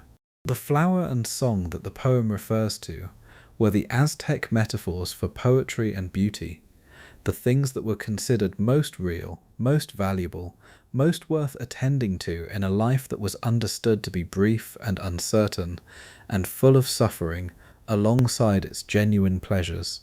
The Aztec philosophers, for they had philosophers, people who sat with the hard questions about what life is and what it means and how one ought to live it, were not optimists. They did not pretend that the world was easy, or that human suffering was illusory, or that the cosmos was arranged for human convenience. They looked at the reality of their situation, the fragility of the world, the certainty of death, the smallness of individual human life against the vast cycles of time, and they asked what, given all of that, was worth doing, what was worth making, what was worth caring about. Their answer was flowers and song, beauty and art, the things that are most fully human, the things that other animals do not do, the things that persist as a kind of meaning even in the face of the meaninglessness that death seems to promise. The poems that survive from the Aztec tradition are monuments not to military power or political achievement or cosmic importance, but to the simple, stubborn, extraordinary human capacity to find something worth caring about in a world that offers no guarantees and makes no promises. They are monuments to the act of paying attention, to the flower, to the song, to the friend beside you, to the light on the water, to the moment that is happening right now and will not happen again. This is perhaps what it is most important to carry away from the entire long history we have been moving through tonight. Not the specific rules about drinking ages or dress codes or tribute payments or sacrificial protocols. Not the extraordinary technical achievements, the astronomical tables, the water systems, the Chinampa agriculture, the market regulations. All of those things are fascinating and important and deserve the attention we have given them. But beneath all of them, underneath the entire complex architecture of these civilizations, there is something simpler and more fundamental. There are human beings paying attention, watching the sky, tending the fields, raising the children, writing the poems, grinding the corn before dawn, keeping the fire burning, maintaining the thread of accumulated knowledge and accumulated care across the generations, passing it forward to people they will never meet in a future they cannot imagine, trusting that the effort is worthwhile. That trust is the oldest and most important rule of all. The rule that says, what you do now matters, even if you cannot see why. The rule that says, the knowledge you maintain and pass on is more valuable than you know. The rule that says, the world you are participating in did not begin with you and will not end with you, and your job is to receive what has been given and give what you can, and trust that the thread will continue. The Maya daykeepers who maintained the calendar through centuries of suppression were following that rule. The farming communities that preserved the seed varieties through the disruption of the conquest were following that rule. The poets who kept reciting the old songs, the healers who kept using the old plant medicines, the mothers who kept telling their children the old stories, all of them were following that rule.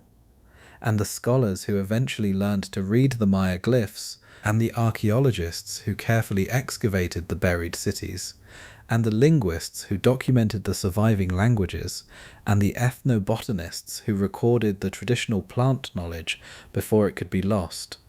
All of them were following it too, from the other side of the encounter, attempting in their own way to honor the trust that had been placed in the future by people who could not know what that future would look like. We are here now, at this late hour, listening to these stories, because someone thought they were worth telling and someone else thought they were worth hearing. That is the flower and the song. That is what survives. That is what is real. Let your breath go completely now. Let the thoughts that have been moving through you settle like sediment in still water, drifting gently downward, layering themselves into the quiet foundation of sleep. The city on the lake, the jungle over the plaza, the stars overhead indifferent and beautiful, tracing their ancient paths above everything that human beings have built and lost and built again, the grinding stone at dawn, the daykeeper's count, the seed in the earth, the poem spoken into the dark, all of it continuing, all of it in its way here.